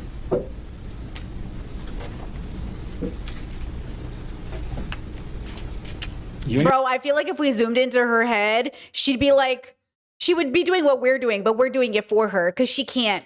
Because they'll use any flicker of emotion, anything she gives them against her. You know what I mean? Oh my The God. divorce attorney are using the allegations in this case as a basis to ask for certain things in the divorce and custody case, correct? Objection argumentative. No overruled. Correct? Yes, in certain cases where it's applicable. You were asked about this idea again about it being an emotional affair, emotional infidelity, and that's how you and Gerhard talked about it and described it, correct? Yes, sir. When the detective asked you the question, well, did you have an affair? You said no, correct? That's correct, sir. You didn't say, well, sir, we didn't have sex, but we've been talking about it as an emotional affair. You could have said that, but you didn't, correct? That's correct. I did not say that. You described it to the detective as some flirty text messages, correct? That's correct. That's what it was. Barely. It was barely flirty. It was, girl, if you're going to flirt, you better step up your game, okay? Example, I'm watching football tonight. Those tight pants, am I right? You got to step up your game. It was literally so PG. I was like, what is this? Like, this is your flirty text messages? God, my messages must sound like porn to people if this is your flirty messages. Jesus Christ, I'm out here sending gifts. I'm out here sending like, you know what I mean? I'm out here sending like, you know what I mean? Ugh. Please. To this day, in front of this jury, that's how you're still describing it. Just some flirty text messages, correct? That's correct, Hello? sir. Barely. You were asked about Gerhard wanting to have access to your phone in the weeks following the discovery of your flirty text messages, correct? Yes, sir. And I asked you this earlier, but you understood that the audiobooks you were listening to by these professionals discussed that, giving up privacy, giving access to your phone to help him start to try to trust you again. That's what the audiobook said, right? Yes, sir. When he left you on the trail, there was nothing stopping you from going back to the car, correct? You could have walked back to the car, the quarter mile away, right? I wouldn't have done that. Well, I'm just Yeah, saying, was why? there anything stopping you from doing that? Nothing was physically stopping me from doing that. The expectation with Gerhardt was not that I was going to leave That's him what there. I mean. You're right. There was nothing physically stopping me from going back to the car. You're right. And let's talk about what was in your expectation in your head and not others, okay? Because when he got back, whatever you think he meant, the words that he used were, oh, you're still here, right? Yes, sir. Let me, so you were asked about the number of times you're hit with a rock. And Bludgeoned with a lava rock, bludgeoned. you told the grand jury as many as 10 times, yes? Yes, sir. You told the detective as many as 10 times, yes? Yes, sir. But today you're saying you don't know how many times you were hit, correct? I said as many as 10 times. I'm asking you to, that's what you said to the grand jury, and that's what you said to the detective. Today on Redirect, when you were asked about that, your words were, Oh my I don't God. know how many times I were hit. This is not to be so grotesque, but I will be grotesque just for the sake of how offensive this question is. It's like saying, well, you were being raped. How many times did he technically thrust inside of you? I'm sorry. With peace and love, go fuck yourself. How about go fuck yourself, huh? How about you fucking go fuck yourself? Like, why are you asking me this fucking question? Like, it's a disgusting question. It is a disgusting fucking question. And I hope he never sleeps a full night in his whole life. I hope he gets 1 hour of sleep for the rest of his fucking life, okay? I hope this man is in constant traffic his whole fucking life. I hope this man, every time he orders a bagel and cream cheese, it doesn't come with enough cream cheese, okay? And I hope it's not toasted, all right? How about I that? was hit, correct? In this case, the testimony. That's what you just said. I don't know how many times I was hit, right? I don't know an exact number of times that I was hit. It's about The to come credit to card an that you were end. paying off, at least some of that was a joint credit card that you were on as well, correct? As stated, yes. Gonna end video. Thank you, ma'am. No further Okay, questions. that's the end of the questioning. Any other questions? No, thank you. Okay, that's the end of questioning for this video and for this day. So when we come back, this is the end, okay? We're going to come back. They're going to adjourn for the weekend, I assume so, right? So we're going to keep this up. We're going to keep watching it. But please just remember, okay? When you are in these situations, there are resources. You can get help, but more than that, it is not your fault. Okay? She did not bring this upon herself. She did not. No matter, nothing you could ever say could justify the way that this man treated her. Okay? If you are a victim of abuse, we are all thinking of you. This is terrible. I am so angry for her. Okay? So remember just to be angry for the world and not at the world. Do something for the community. Reach out, share a link, maybe donate, volunteer your time. Just when a victim comes to you and says something happened, show them support.